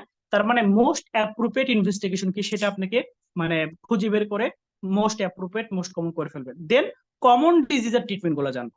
আনকমন ডিজিজের ট্রিটমেন্ট লাগে না, আপনাকে ফিওকোমোসাইটোমার ট্রিটমেন্ট লাগবে না, আপনাকে হয়তোবা অ্যাক্রোমেগালি তার ট্রিটমেন্টে লাগবে না, কিন্তু যেগুলো কমন ডিজিজ সেগুলো ট্রিটমেন্ট আমরা করে ফেলবো। মোস্ট কমন ট্রিটমেন্ট কি করব, অথবা অ্যাসেসমেন্ট কিছু আছে কিনা। সব ডিজিজের অ্যাসেসমেন্ট নাই, কিছু ডিজিজের অ্যাসেসমেন্ট আছে, যেমন নিউমোনিয়ার একটা অ্যাসেসমেন্ট আছে কার্ভ 65, এই অ্যাসেসমেন্টটা আমাদের জানতে হয়, ঠিক আছে? তারপর হচ্ছে সিওপিডির একটা অ্যাসেসমেন্ট আছে বোর্ড ইন্ডেক্স, এগুলো ক্লাসে পড়ে ফেলবে। তার মানে এই জিনিসটা হচ্ছে আপনি পড়বেন, তাহলে আপনার ডেভিডসনটা একটা সিস্টেমকে আপনি 5 থেকে 7 পৃষ্ঠায় নিয়ে আসতে হবে। 5 থেকে 7 পৃষ্ঠা তাহলে কিভাবে নিয়ে আসতেছেন? একটা ডিজিজের সিম্পটম কি, একটা ডিজিজের সাইন কি, একটা ডিজিজের ডায়াগনোসিস কেমন করলাম, দেন এটার মোস্ট কমন ইনভেস্টিগেশন কি, এটার কোনো অ্যাসেসমেন্ট আছে কিনা, ট্রিটমেন্ট আছে কিনা, শেষ। আমার হাফ পেজে নিউমোনিয়া শেষ। এইভাবে আমাকে পড়াটা গুছাইতে হবে। দেন আমি এসবিএ বইয়ে যাব। এসবিএ বইয়ে যাওয়ার পরে আমাদের যদি এসবিএ ক্লাস করেন, ইনশাল্লাহ আমরা তো এসবিএ টয়টা আপনাদেরকে আমরা চেষ্টা করবো আর কি। আমরা এই দিক দিয়ে ইনশাল্লাহ আমরা আপনাদেরকে আশ্বস্ত করতে পারি যে এসবিএ ক্লাস ইনশাল্লাহ আপনাদেরকে এসবিএ ক্লু গুলো ধরে দেওয়ার চেষ্টা করবো। এবং আমাদের প্ল্যান এবার পাস মেডিসিন দেখানো, ডেভিডসন এবং পাস মেডিসিন দুইটা দেখানো। দেখা যাক ইনশাল্লাহ, আল্লাহ তাআলা যদি সহায় হন তাহলে আমরা ইনশাল্লাহ পাস মেডিসিন দেখাবো। তাহলে আপনি এইভাবে আপনি পড়ে ফেলবেন। দেন হচ্ছে আপনি কি করবেন, কয়েকটা সিস্টেম আছে যেমন সাইকিয়াট্রি, ডার্মাটোলজি, এই জিনিসগুলা আপনারা খারাপ করেন কেন? কারণ এই পেশেন্ট গুলো আপনি দেখেন নাই। এই পেশেন্ট গুলো আপনি অনেক ক্ষেত্রেই সাইকিয়াট্রি পেশেন্ট গুলো দেখে আসেন নাই, ডার্মাটোলজি পেশেন্ট গুলো দেখে আসেন নাই। সোরিয়াসিসের পেশেন্ট কিন্তু আপনি খুব কম দেখছেন, আপনি অ্যাংজাইটি পেশেন্ট কিন্তু কম দেখছেন। এতে কি হয়, এখান থেকে পেপার 2 তে যখন এসবি আসে তখন আপনারা কনফিউজড হয়ে যান, এবং এখান থেকে প্রায় 4টা থেকে 5টা এসবি আসে, ডার্মাটোলজি এবং সাইকিয়াট্রি। কারণ এই পেশেন্টটা আপনার না মানে খুব কমন এক্সপোজারে নাই। তাহলে যেখানে আপনার কাছে মনে হচ্ছে যে আমার কাছে এক্সপোজার কম, আমার কাছে মনে হচ্ছে যে এই চ্যাপ্টারটাতে একটু গ্যাপ আছে, সেই সব চ্যাপ্টার থেকে বেশি বেশি এসবি সলভ করবেন। বেশি বেশি এসবি সলভ করবেন। আপনি এসবি যত সলভ করবেন ওই চ্যাপ্টারের যত কনসেপ্ট বুঝতে পারবেন। তার মানে বললাম কি, ডেভিডসন ক্লাস করা ইম্পর্টেন্ট, ডেভিডসনের পাশাপাশি বইটা দাগিয়ে পড়া ইম্পর্টেন্ট, বইটা গোছানো ইম্পর্টেন্ট, এবং এসবি বই ইম্পর্টেন্ট। সব কিছু করলেন, আপনি পরীক্ষা দিলেন না, পরীক্ষা চিন্তা ভাবনা করতেছেন আমি একেবারে পরীক্ষা দিব হচ্ছে জুলাইতে, এটা আপনার জন্য সবচেয়ে একটা খারাপ সিদ্ধান্ত। আপনি কি জুলাইয়ের জন্য বসে থাকলে হবে না। তার মানে আপনাকে অবশ্যই কার্ডিওলজি পরীক্ষা দিলেন, আমাদের প্রত্যেকটা সিস্টেমের পরে একটা পরীক্ষা হয়, তাহলে প্রত্যেকটা সিস্টেমের পরে পরীক্ষা হয়, আপনি পরীক্ষা দিলেন, আপনি দেখতেছেন কার্ডিওলজির 30টা প্রশ্নের ভিতরে আপনি মাত্র পাইছেন 12 থেকে 13টা, এসবিএ 15টা কোশ্চেন এর ভিতরে মাত্র 5 থেকে 7টা। তার মানে এই চ্যাপ্টারটা আপনার আপ টু মার্ক প্রিপারেশন হয়নি। এই চ্যাপ্টারটাকে আপনাকে আবার রিপিট করতে হবে। কোনো সমস্যা হইলে, কোনো সমস্যা নাই, এটা আমরা আমাদের জাবির ভাই আছে কোঅর্ডিনেটর, আমি আছি কোঅর্ডিনেটর, যদি মানে কোনো ক্লাস রিলেটেড যদি সমস্যা হয় আমরা ইনশাল্লাহ এই মাসে চ্যাট বক্স করবো। আপনি সাথে সাথে বলেন ভাই এই চ্যাপ্টারটা তো আমার কেমন যেন লাগতেছে, আমার কাছে মনে হচ্ছে যে এই চ্যাপ্টার আমি গ্যাপ আছে, আপনি আমাদের মেন্টরদের সাথে কথা বলেন, আপনি আমাদের সাথে কথা বলেন, কারণ আমরা খুবই ট্রান্সপারেন্ট, কারণ আপনি আমার কলিগ। ঠিক আছে, আজকে আমি কথা বলতেছি, 2 দিন পরে আপনি এখানে এসে কথা বলবেন। ঠিক আছে, আজকে হয়তোবা আপনি শুনতেছেন, 2 দিন পরে আপনি বলবেন। তাহলে সেই ক্ষেত্রে আপনার কোনো সমস্যা হলে মানে এই জিনিসগুলো আমাদের বলবেন। এক্সাম মাস্ট দিতে হবে, এক্সাম না দিলে কিন্তু হবে না, এক্সাম আপনাকে দিতে হবে। আপনাকে এক্সামের ক্ষেত্রে মাথায় রাখা লাগবে 60% mark is not enough, 50% mark is not enough, even 70% mark is not enough. আপনাকে সবসময় মাথায় রাখা লাগবে আমাকে 80% উপরে পাইতে হবে, 80% উপরে পাইতে হবে। তার মানে মার্কটা পরীক্ষা দিচ্ছেন, পরীক্ষাটা যেন হয় যেন এটা আমার এফসিপিএস পরীক্ষার মতো, এটা আমি গুরুত্ব দিব, এবং এটা মার্ক যেগুলো যেন আমাকে অ্যাটলিস্ট 70% উপরে থাকে, 80% কাছাকাছি থাকে। এইভাবে আপনি দিবেন। আপনি যখন দেখবেন ক্লাস করতেছেন ঠিক মতো, আপনি যখন দেখবেন এই এসবি বই সলভ করতেছেন, আপনি এক্সাম দিচ্ছেন, at the end of the day আপনার মনের ভিতরে একটা কনফিডেন্স আসবে, ইনশাল্লাহ আমি পারবো। এই যে আপনি মনের ভিতর থেকে আসতেছে ইনশাল্লাহ আপনি পারবেন, এই ইনশাল্লাহ ইনশাল্লাহ আল্লাহ আপনাকে নিরাশ করবে না, এটা এতটুকু ইনশাল্লাহ বিশ্বাস রাখেন। এবং রমাদান মাস বেশি বেশি দোয়া করতে হবে। ঠিক আছে, বেশি বেশি দোয়া করতে হবে। আপনি চেষ্টা করতেছেন, সর্বোচ্চ চেষ্টা করতেছেন, আপনি যত বেশি আপনি বেশি দোয়া করবেন, যত বেশি চেষ্টা করবেন, দেখবেন হয়ে যাবে। শেষ মোমেন্টে আমি দুইজনের কথা বলে আমার জাস্ট আবার ছোট কথা শেষ করে দিব। জাস্ট একজন ভাইয়ের কথা আমি বলবো, একজন আপুর কথা আমি বলবো। একজন ভাইয়া গতকাল সিনাস মেডিকেল একাডেমিতে সেলিব্রেশন প্রোগ্রাম হয়েছে, এটা আপনারা দেখছেন ফেসবুকে, ওখানে একটা ভাইয়া একটা কথা বলছে। হ্যাঁ, ওই ভাইয়ার কথাটা আমি বলবো। ভাইয়া হচ্ছে আলহামদুলিল্লাহ আমাদের সিনাস মেডিকেল একাডেমি থেকে লাস্ট এফসিপিএস পরীক্ষা এবং রেসিডেন্সি পরীক্ষায় 500+ চান্স পাইছে আলহামদুলিল্লাহ। এখন ওই ভাইয়া যেটা বললো, মানে ভাইয়া হচ্ছে তার এক্সপিরিয়েন্স শেয়ারিং করতে, যে ভাই এই জিনিসটা বললো যে যেদিন ক্লাস থাকতো, ভাই বলতেছে যেদিন আমার ক্লাস থাকতো ওই দিন আমি করতাম কি, সাথে সাথে মানে উনি বলতেছে এটা, দেখেন উনি কিন্তু বানায় বলতেছে না, উনি ওনার মানে এক্সপিরিয়েন্স শেয়ার করছে। উনি বলতেছে যে আজকে আমার সাপোজ কার্ডিওলজি ক্লাস, উনি করতে কি ওই দিন মানে সব ওই রুমটা গুছিয়ে ফেলতো যে আজকে আমার ক্লাস করতে হবে, আজকে আমার ক্লাস করতে হবে। দেন কি করতো উনি, ক্লাসে শুরু হওয়ার 5 থেকে 10 মিনিট আগে টেবিলে বসে পড়তো, মেন্টর আসারও 10 মিনিট আগে টেবিলে বসে পড়তো। টেবিলে বসে উনি প্রিপারেশন নিত এবং নিজেকে বলতো আমি সময় আমার সংক্ষিপ্ত, কারণ উনি উনি ডিপ্লোমাতে এবার চান্স পাইছে, এবং উনি বলতেছে আমি ডিপ্লোমা পড়ছি 1.5 মাস, এবং এবং বলতেছে যে এই এই মানে 1.5 মাসের ভিতরে যেহেতু সময় কম, উনি বলতেছে যে তাহলে আমাকে আজকে ক্লাসটা করে আমাকে আজকেই পড়া শেষ করতে হবে, অথবা কালকের ভিতরে আমার পড়াটা শেষ করে ফেলতে হবে, উনি এটা বলতেছে। এবং উনি সাথে সাথে ওই ক্লাসটা রেগুলার করতো। মেন্টরের কোনো সমস্যা হলে উনি এটা বললো যে কোনো সমস্যা হলে মেন্টরকে উনি সাথে সাথে জিজ্ঞাসা করতো, ভাই এটা আমি বুঝি নাই। কারণ কি, উনি ভাবতো যে এই যে বুঝি নাই এই জিনিসটা তো পরে বললে তো আমি এই জিনিসটা হয়তো বা মনেও থাকবে না। তার মানে ওই জিনিসটা ক্লাসে ঠিক করে নিত। তাহলে দেখেন, একটা ক্লাস জিনিসটা আপনি অনলাইনে ক্লাস করতেছেন, এই যে আপনার একটা মানে জিনিসটা যে আমি ক্লাস করতেছি, এই যে আপনার একটা সেন্স, এই যে আপনার একটা ফিলিংস, এটা আপনাকে নিয়ে আসতে হবে যে আমি ক্লাস করতেছি এবং আমি এইভাবে ক্লাস করবো, যে আজকে আমার ক্লাস আছে তার মানে করবো। আপনি শুয়ে বসে, হ্যাঁ, খাটের উপরে খাটের নিচে ক্লাস করলে কখনোই ক্লাসটা ইফেক্টিভ হবে না। আপনি অফলাইনে যেরকম করে ক্লাস করেন, অনলাইনে ওরকম করে বসে বসে ক্লাস করেন। হ্যাঁ, টানা 4 ঘন্টা ক্লাস করতে পারতেছেন না, কোনো সমস্যা নাই, ক্লাস রেকর্ডেড থাকতেছে, আপনি 4 ঘন্টা ক্লাস 6 ঘন্টা করেন, আমারও এটা আপত্তি নাই। 2 ঘন্টা পর পরে আপনি একটু দরকার হলে একটু ফ্রেশ হয়ে নেন, খাওয়া দাওয়া করে নেন, দেন আবার ক্লাস করেন। কিন্তু 4 ঘন্টা ক্লাস 6 ঘন্টা একদিনে করে ফেলেন আপনি, অথবা পরের দিন দুপুর পর্যন্ত করে ফেলেন। এটা আমি একটা ভাইয়ের কথা বললাম। 2 নাম্বার, আমি একটা আপুর কথা বলবো, এবং এই আপুর কথা আমি এর আগেও বলছি। আপু হচ্ছে এবার ঢাকা মেডিকেলে নিউরোলজিতে ট্রেনিং হিসেবে আছে। আপু মানে অফলাইন ক্লাসে আমার সাথে দেখা করতে আসে যে ভাইয়া, মানে উনি অফলাইনে আমি ক্লাস নিচ্ছি, ওই সময় বলতেছে ভাইয়া এরকম মানে জাস্ট ক্লাসগুলো খুব ইফেক্টিভ ছিল এরকম। আমি বললাম যে আপু এখন তো আপনি চান্স পাইছেন, এখন আপনি আমাদের বলেন, আমাদের উদ্দেশ্যে কিছু আপনি বলেন।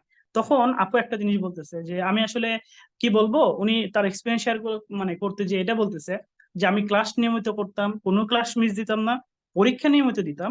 এবং পরীক্ষা দেওয়ার পর উনি কি বলতেছে, উনি বলতেছে যে আমি পরীক্ষা দেওয়ার পরে, অফলাইনে পরীক্ষা দেওয়ার পরে উনি মার্ক দেখতো, অফলাইনে মার্ক দেখা যায়, উনি মার্ক দেখে দেখতো যে ওনার মার্কটা কত আসছে, ওনার মার্কটা কত আসছে। এবং উনি এটা মেনশন করতেছে, আমি একটা এক্সামে আমার মার্ক মানে সেকেন্ড হয়েছি, ফার্স্ট সেকেন্ডের ভিতরে উনি সেকেন্ড হয়েছে, সেকেন্ড অথবা থার্ড একটা পরীক্ষাতে হয়েছে। উনি বলতেছে আমি যে পরীক্ষায় সেকেন্ড অথবা থার্ড হইলাম, সাথে সাথে মনে হলো না আমার এই চ্যাপ্টারটা ভালো পড়া হয়নি, তাহলে এই চ্যাপ্টারটা আমি একটু বাসায় যে আবার একটু দেখবো। তাহলে আমি একটা জিনিস বলতেছে, উনি ওই জিনিসটা মনে রাখছে, ওই জিনিসটা এসে আমাদের বলতেছে। তার মানে আপনি এখন বলতে পারেন ভাই এটা কি সম্ভব, এ তো আতিল ভাই, ভাই এটা আমাদের এই এই লাইফে সম্ভব। আমি বলবো যে এটা সম্ভব। উনি যদি আতেলগিরি করে আজকে যদি একটা ফিমেল রিনাউন্ড নিউরোলজিস্ট হয়, আজকে যদি দিন মোহাম্মদ স্যারের জায়গায় যদি তার স্থান হয়, আলহামদুলিল্লাহ, এটা আমাদের জন্য একটা ব্লেসিং। এর জন্য বলবো যে আপনি অবশ্যই পরিশ্রম হইতে হবে এবং সবর রাখতে হবে। এটা অনেকে আমাদের ভিতরে আছেন যে ভাই আমি অনেক ভালো পরীক্ষা দিছি হয় নাই, গত রেসিডেন্সি দিছি হয় নাই, এফসিবিসি দিছি হয় নাই, ডিপ্লোমা দিছি হয় নাই। আপনার যোগ্যতা আছে, এটা আমি বিশ্বাস করি, এবং আমিও জানি এটা আপনার চান্স পাওয়ার কথা, কিন্তু আপনার সামহাও হয় নাই, এটা আমরা অনেকেই জানি। সেই ক্ষেত্রে আমি বলবো যে আসলে এই যে আপনার হইলো না, এই জিনিসটা আল্লাহ তাআলা আপনার পরীক্ষা নিচ্ছে, মানে আপনি তো পরীক্ষা দিচ্ছেন, আবার আল্লাহ তাআলা আপনার পরীক্ষা নিচ্ছে। যে দেখি আমি তো মানে আমি পরীক্ষা নিচ্ছি এই কারণে, দেখি ওর কোনো ধৈর্য আছে কিনা, ওরে আমি অনেক দূর নিয়ে যাব, ওরে একেবারে বিএসএম ওর আমি ইনশাল্লাহ মেডিসিনের ডিন বানায় দিব, অথবা ওরে একটা এলাকার পুরা এলাকার তো টপ লেভেলের ডাক্তার বানায় দিব। আল্লাহ তাআলা দেখে যে আমি যে ওরে এই জিনিসটা দিব, এই যোগ্যতাটা দিব, দেখি আলটিমেটলি ওর ভিতরের এই জিনিসটা মানে ওর এই সবরটা আছে কিনা। আল্লাহ তাআলা পরীক্ষা নেয়, এর জন্য ভাই লেগে থাকতে হবে, ভাই আপুর একটু লেগে থাকতে হবে। অনেক কষ্ট, জার্নিটা অনেক কষ্ট, কিন্তু আপনি যদি লেগে থাকেন, আপনি লেগে থাকলে ইনশাল্লাহ আপনি সফল হবেন। এর জন্য কয়েকটা জিনিস বললাম, আপনাকে ক্লাস করতে হবে রেগুলার, আপনাকে ডেভিডসন পড়তে হবে রেগুলার, আপনাকে এসবি বই সলভ করতে হবে রেগুলার, আপনাকে এক্সাম দিতে হবে রেগুলার, এবং দোয়া করতে হবে বেশি বেশি, দোয়া করতে হবে বেশি বেশি। যখন এই জিনিসগুলোর কম্বিনেশন হবে, তখন ইনশাল্লাহ সফল হবে। পেপার 2 থেকে যে জিনিসটা বললাম, আমাকে এক্সট্রা ফিজিওলজি জিনিসটা দেখতে হবে, ঠিক আছে? ফিজিওলজির পাশাপাশি সাইকিয়াট্রি এবং ডার্মাটোলজি, এই দুইটা জিনিস আমাকে অবশ্যই এসবি বই দেখে যেতে হবে। আদারওয়াইজ আপনি কখনোই এসবি গুলা মানে সবসময় কনফিউশন থাকবে। 3 নাম্বার জিনিস, বায়োস্ট্যাটিস্টিক্স টপিকটা পুরা নতুন একটা টপিক, কখনো ছেড়ে যাবেন না। অনেকে আছেন যে ভাই বায়োস্ট্যাটিস্টিক্স টপিক জীবনেও দেখি নাই, জীবনেও পড়ি নাই, কিন্তু বায়োস্ট্যাটিস্টিক্স থেকে ইজি কোশ্চেন আসে। তাহলে এই বায়োস্ট্যাটিস্টিক্স থেকে কি করবেন? কোনো কিছু না, জাস্ট মোজাম্মেল স্যারের ক্লাস করবেন। আমরা ইনশাল্লাহ মোজাম্মেল স্যারের ক্লাস প্রোভাইড করব। আপনার কাজ হচ্ছে মোজাম্মেল স্যারের ক্লাস করা। মোজাম্মেল স্যারের ক্লাস করলে স্যার ইজ এ ম্যাজিশিয়ান, মানে ওনার যে ক্লাস অসাধারণ ক্লাস, ম্যাজিশিয়ানের মতো আপনি জাস্ট ক্লাসটা করবেন। ক্লাসটা করলে আপনি দেখবেন যে আপনি প্রত্যেকটা অ্যান্সার আপনি পাচ্ছেন, 5টার ভিতরে অ্যাটলিস্ট 4টা পারবেন।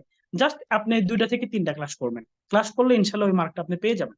পেপার 2 যদি এই জিনিসগুলো ফলো করেন, পড়ার ক্ষেত্রে যদি এই জিনিসগুলো ফলো করেন, ইনশাল্লাহ আপনাদের নিয়ে আমরা ইনশাল্লাহ আবার সামনের কংগ্রাচুলেশন, আমরা একটা সেলিব্রেশন প্রোগ্রাম করব। তো সবচেয়ে বড় কথা, এটার চেয়ে ইম্পর্টেন্ট জিনিস হচ্ছে আপনার মানে আপনি যখন সফল হবেন আপনি অনেকের পথ দেখাতে পারবেন, আপনার ফ্রেন্ডের পথ দেখাতে পারবেন, আপনার জুনিয়রের পথ দেখাতে পারবেন, আপনার সিনিয়রের পথ দেখাতে পারবেন, তার আপনি হাতটা ধরতে পারবেন। এটা আমি খুবই বিশ্বাস করি। আপনি যখন একজনের মানে একজনকে হেল্প করবেন এবং এটা যে আপনার একটা আনন্দ দিবে আপনার জন্য, আপনার একটা সামান্য মানে গাইডেন্সে যখন একজন পাশ করবে, পাশ করার পরে যখন আপনাকে বলবে যে ভাই আপনি এটা আমাকে হেল্প করছিলেন, তখন দেখেন ওই যে বলছে যে ভাই আপনাকে হেল্প করছিলেন আমার এর জন্য পরীক্ষায় আলহামদুলিল্লাহ পাশ হয়ে গেছে, ওই জিনিসটা মনে হবে যে আরে এটা তো মনে হয় আমার সফলতা। এবং সেই জিনিসটা আমি খুবই বিলিভ করি। এর জন্য আমি আশা করি যে আপনারা ইনশাল্লাহ সেই জিনিসটা আপনারা করবেন। তবে আপনারা একটু দিশাহারা হবেন না, 3 থেকে 3.5 মাস যথেষ্ট। যদি আপনি নিজের কাছে কমিটমেন্ট থাকেন, বেশি বেশি দোয়া করেন, আর আমরা তো ইনশাল্লাহ থাকবোই। ঠিক আছে, যাই হোক সবার জন্য শুভকামনা। এবং রমাদান মাস আসতেছে, রমাদান মাসে সবাইকে রমাদানের শুভেচ্ছা। ধন্যবাদ। হ্যাঁ জাবির ভাই। Sir Masum sir Fahim sir বলছিল যে জয়েন করবে আর কি, উনি বাসায় যাচ্ছে আর কি। আমাকে আরো 10 মিনিট আগে ফোন দিয়ে বলছে 5 মিনিট পরে জয়েন করবে। আচ্ছা আচ্ছা, জাবির ভাই আছে হ্যাঁ আমাদের? তো হ্যাঁ ইয়া ভাই, সজীব ভাই আসি ভাই। আচ্ছা আচ্ছা আচ্ছা। সজীব ভাই আসলে অনেক সুন্দর করে অনেক কিছু বলেছেন, আসলে এরপরে আর কোনো কিছু বলার সুযোগ নাই। সজীব ভাই আলহামদুলিল্লাহ অনেক সুন্দর করে বলছে। তারপরে যদি কারো কোনো প্রশ্ন থাকে একটু ইন্টারেক্টিভ হলে ভালো হয়। প্রশ্ন থাকলে আপনারা আনমিউট হয়ে বলতে পারেন, সমস্যা নাই। আমরা একটু ইন্টারেক্টিভ হই, তাই না সজীব ভাই? হ্যাঁ হ্যাঁ, কারো যদি কোনো কোশ্চেন থাকে তাহলে আমাদের বলতে পারেন। জি ভাই, আমার একটা প্রশ্ন আছে আপনার কাছে। সেটা হচ্ছে যে আহ, আমি ডক্টর সৌরভ। আমার এবার ডিপ্লোমাতে চান্স হয়েছে। আমি 42 BCS এ গাইবান্ধায় আছি। তো আমি যদি FCPS কার্ডিওলজিতে করি, তাহলে সেক্ষেত্রে আমি যখন ডিপ্লোমা কমপ্লিট করে ফেলবো, কমপ্লিট করে আসার পরে কি আমি ট্রেনিং পোস্টে যেতে পারবো? আচ্ছা, ডিপ্লোমা কমপ্লিট করার পরে তো আপনাকে এফসিপিএস ট্রেনিং এতে আপনি ঢুকতে পারবেন, এফসিপিএস ট্রেনিং এ ঢুকতে পারবেন আর কি। হ্যাঁ, কিন্তু আপনি রেসিডেন্সি দিতে পারবেন না। রেসিডেন্সি ডেপুটেশনটা আপনি সহজে পাবেন না, যেহেতু আপনি বিসিএস। এখন ডাবল ডেপুটেশন স্যাররা দিতে চায় না। তখন হয়তো বা আপনাকে কোথাও একটা কনসালটেন্ট হিসেবে জয়েন করা লাগতে পারে। হ্যাঁ, এবং আপনি যেটা হবে ডিপ্লোমার 2 বছরের জায়গায় আপনি 1 বছর হয়তো বা একটা ট্রেনিং আপনি মানে না পাবেন আর কি। মানে মোটামুটি ওই জিনিসটা আপনি না করলেও মানে পাবেন। 5 বছরের ট্রেনিং তো দেখা যাচ্ছে কোর ট্রেনিং এর ক্ষেত্রে 3 বছরের জায়গায় হয়তো বা আপনার 2 বছর করতে হবে আর কি। আর আপনি ডিপ্লোমা মানে বা ডি কার্ড মানে আপনি কি কার্ডিওলজিতে হয়েছে তো? সৌরভ ভাইয়ের সাথে মানে আমার কথা হয়েছে জি জি ভাইয়া। ফেসবুকে। হ্যাঁ হ্যাঁ জি হ্যাঁ, জি আপনি মানে জি আমাকে ভাইয়া, জি। দাওয়াত দিয়েছিলেন কফি খাওয়ার আর কি। যাই হোক, সেটা হচ্ছে আপনি ঢুকে যান, ঢুকে যাওয়ার পরে দেন হচ্ছে আপনি যেটা করবেন সেটা হচ্ছে আপনি এফসিপিএস এর দেন হচ্ছে কার্ডিওলজি দিয়ে দেন হচ্ছে আপনাকে মানে কন্টিনিউ করতে হবে আর কি। তবে আপনি কি তখন রেসিডেন্সি কিন্তু হয়তো বা আপনি ডেপুটেশন পাবেন না, সেটা আপনার জন্য একটু ঝামেলা হবে। বুঝতে পারছেন? এটা হচ্ছে সবচেয়ে বড় কথা। জি, আচ্ছা ভাইয়া, থ্যাংক ইউ আমার ভাইয়া, একটা থ্যাংক কোশ্চেন ছিল ভাইয়া। হ্যাঁ হ্যাঁ ভাই বলো। আচ্ছা, আরেকটা বিষয় হচ্ছে যে আমি তো ওই যে এন্ডোক্রাইনে দিতে যাচ্ছি আর কি, এফসিপিএস পার্ট 1, মানে যদি হয় আর কি পরবর্তীতে যদি মানে পার্ট 2 এক্সাম যেটা ওইখানে কি মানে মানে সাব স্পেশালিটিতে পাশের কি কোনো ব্যাপার আছে, মানে পাস রেট কম বা এরকম কোনো কিছু আছে? না আসলে ফার্স্ট এড এরকম না, ফার্স্ট এড আপনি প্রিপারেশন নিলে পাস ইনশাল্লাহ চলে আসবে। বুঝতে পারছেন? এটা আসলে মানে এফসিপিএস পার্ট 2 সাব স্পেশালিটি কেউ বলতে পারতেছে না। তবে সবচেয়ে বড় কথা হচ্ছে মানে ট্রেনিং পোস্ট পাওয়াটা ভাইটাল। কারণ বিসিএস যদি হয়ে যান, সাব স্পেশালিটি ট্রেনিং পোস্ট এখনো অ্যাভেলেবল ক্রিয়েট করে নাই। তাহলে বিসিএস যারা সেটা হচ্ছে সাব না, আমি speciality private. Training post. Private আপনার সমস্যা হবে না, ঠিক আছে, প্রাইভেট সমস্যা হবে না। আর সবচেয়ে বড় কথা হচ্ছে আপনি ট্রেনিং সব জায়গায় করবেন, বিএসসি মধ্যে করবেন, ঢাকা মেডিকেলে করবেন, বারডেমে করবেন। হ্যাঁ, যেসব জায়গায় আছে আর কি, আশা করি সমস্যা হবে না। বুঝতে পারছেন? সবচেয়ে বড় কথা হচ্ছে যে এটা it's like a MD phase B. MD phase B যেরকম রেগুলার ট্রেনিং করলে ওদের পাস হয়ে যাচ্ছে, এফসিপিএস পার্ট 2 তে এরকম হবে ইনশাল্লাহ। আর এফসিপিএস পার্ট 2 তে ফেলো নাই। আমাদের কিন্তু এন্ডোক্রাইন এফসিপিএস করা নাই, এফসিপিএস কার্ডিওলজি নাই, দেখবেন খুবই কম এমডি করা সবাই। সেই ক্ষেত্রে আমাদের এফসিপিএস বিসিপিএস কখনোই চাবে না যে যেখানে আমার ফেলো নাই তাহলে তো ট্রেনিংটাকে কন্টিনিউ করতে হবে, আমি ফেলোটাকে কমায় দিই। বরঞ্চ তাদের টেন্ডেন্সি থাকবে যে না আমি ফেলোটা আমি বাড়ানোর চেষ্টা করি। সেক্ষেত্রে আশা করি যে পাশের ক্ষেত্রে আপনি খুব বেশি যে হ্যাসেলের শিকার হবেন এরকম ইনশাল্লাহ হবে না ইনশাল্লাহ। বুঝতে পারছেন? আপনি ডেডিকেটেড থাকলে ইনশাল্লাহ পাস হয়ে যাবে, তবে একটু লেগে থাকতে হবে আর। জি, থ্যাংক ইউ। আচ্ছা, ওয়েলকাম। আর কারো কোনো জিজ্ঞাসা আছে?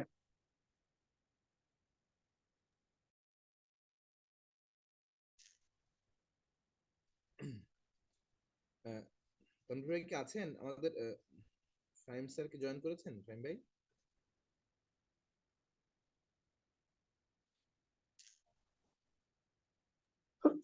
ভাই আমার মনে হয় আপনি মানে সংক্ষিপ্ত পেপার 3 নিয়ে বলে শেষ করে দিতে পারেন জাবির ভাই। এখন তো আসলে আজকে রমজান মাস তো। হ্যাঁ হ্যাঁ, আচ্ছা ঠিক আছে, ওকে ভাই, ঠিক আছে। আচ্ছা, আমরা মোটামুটি অনেকক্ষণ আলোচনা হয়েছে, মোটামুটি সবারই প্রশ্ন চলে আসছে, উত্তর এবং পড়ার টেকনিক বা স্ট্র্যাটেজি নিয়েও সব মোটামুটি বলা হয়ে গেছে। তো আমি জাস্ট সংক্ষেপে একটু জাস্ট পেপার 3 নিয়ে বলি, যেহেতু 1 2 নিয়ে বলা হয়েছে। পেপার 3 এর ইম্পর্টেন্ট টপিক গুলো কয়েকটা আছে, এর ভিতরে সবচেয়ে বেশি ইম্পর্টেন্ট হচ্ছে ইনফেকশাস ডিজিজ। এই টপিকটা নিয়ে আসলে খুব বেশি মানে আসলে পরীক্ষার্থীদের কষ্ট করতে হয়, সবচেয়ে বেশি পেরেশানি থাকতে হয়। এছাড়া ইম্পর্টেন্ট টপিক আছে আরো 3টা, এর ভিতরে ইম্পর্টেন্ট হচ্ছে রেসপিরেটরি, নেফ্রো এবং হচ্ছে রিউমাটোলজি, এই 3টা। তার সাথে ক্লিনিক্যাল বায়োকেমিস্ট্রি এবং অন্যান্য কিছু ছোট টপিক আছে, ইমিউনোলজির মতো কিছু ছোট ছোট টপিক আছে। তো সবচেয়ে বড় যে টপিকটা সেটা হচ্ছে ইনফেকশাস ডিজিজ, এখান থেকে 15টা নাম্বার আসে, 15টা কোশ্চেন আসছে, তার মানে হচ্ছে প্রায় 30 নাম্বারের মতো আসবে। তো বেসিক্যালি যেটা সুজিত ভাই বলছে, আসলে প্রত্যেকটা চ্যাপ্টার পড়ার যে নিয়ম, তার ভিতরে আপনাকে একটা টপিক সিলেক্ট করতে হবে, এবং সবচেয়ে ইম্পর্টেন্ট যেটা, সেটা হচ্ছে আপনাকে জানতে হবে, যেটা আমি আগে বলেছি, যে ইম্পর্টেন্ট যে পরীক্ষা যেগুলো আসছে, যেমন ধরুন আপনি ইনফেকশন ডিজিজ যদি বলি আমি, তাহলে ইম্পর্টেন্ট টপিকের ভিতরে সবচেয়ে ইম্পর্টেন্ট হচ্ছে আপনার ধরেন এখানে আসবে হচ্ছে আপনার টাইফয়েড, মানে ইনফেকশন যে যতগুলো টপিক আছে এর ভিতরে সব ডিজিজ ওরিয়েন্টেড, টাইফয়েড বা প্যারাটাইফয়েড অথবা কালাজ্বর, ম্যালেরিয়া, ঠিক আছে।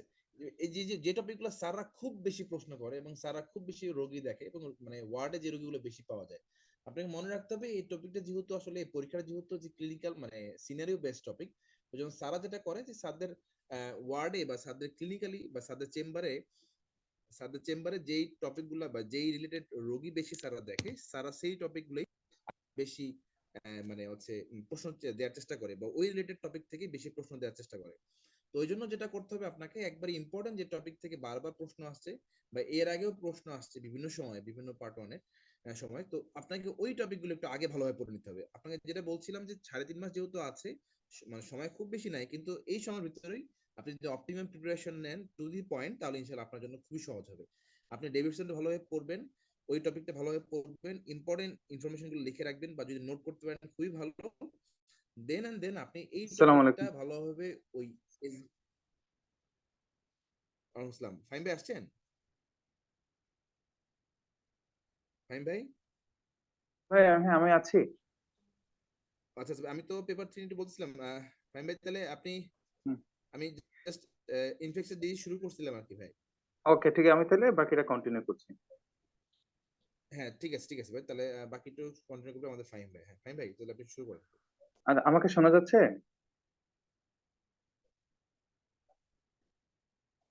জি স্যার, শোনা যাচ্ছে। শোনা যাচ্ছে আচ্ছা ভাই। ঠিক আছে। আসসালামু আলাইকুম রহমতুল্লাহ, আমি ডক্টর আব্দুল ফাহিম। আমি আপনাদের আজকে পেপার 3 যে অংশটুকু, যদিও পেপার 3 বলতে এখন আসলে এরকম নাই, পেপার 3 অংশটুকু আপনাদের আগে যে সিলেবাস অংশটুকু ছিল, আমরা আপনাদের এটার সুবিধার্থে আমরা আসলে পেপার গুলো বলে থাকি। এখন তো একদিনে পরীক্ষা। তো সবাইকে আজকে প্রোগ্রামে স্বাগতম। অলরেডি আমাদের দুইজন সিনিয়র মেন্টর আপনাদের ডিটেলস আলোচনা করেছে। আমি একটু ছিলাম, গাড়িতে ছিলাম, এই জন্য আসলে আমি মনে হয়েছে যে এখানে থাকলে আপনাদের জয়েন করার হয়ে যেন আমি একটু একবারে করে জয়েন করলাম আর কি। তো আমাকে একটু কোহোস্ট করে দেন।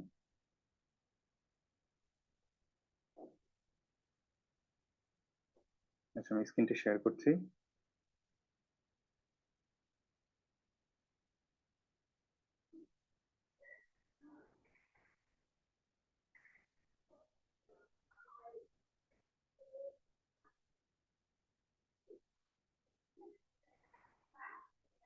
আচ্ছা আমার স্ক্রিনটা দেখা যাচ্ছে?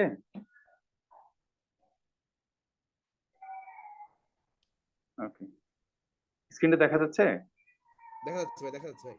ওকে ঠিক আছে। তাহলে আমাদের সর্বপ্রথম যে জিনিসটা আমি ইনফেকশন যেহেতু বললাম, জাস্ট আরেকটু করে দিব, সেটা হচ্ছে যে আমি আর ইনিশিয়াল কথাগুলো না বলি, শুরুতেই ভাইরাস ব্যাকটেরিয়া ফাঙ্গাসটা আপনাকে বেসিক স্ট্রাকচার গুলো আপনাদের একটু ভালো করে পারা লাগবে, সেক্ষেত্রে আপনারা একটু শীটের হেল্প নেবেন আর কি। এক্ষেত্রে বিশেষ করে ভাইরাস ব্যাকটেরিয়া যে বক্সটা আছে, কোনটা কি আছে, কোনটা নিউক্লিয়ার স্ট্রাক কোনটা কিরকম আছে, কোনটা ক্রোমোজোম কিরকম, সেটা একটু জেনে নেবেন। নর্মাল ফ্লোরার যে বক্সটা আছে সেটা খুবই খুবই ইম্পর্টেন্ট।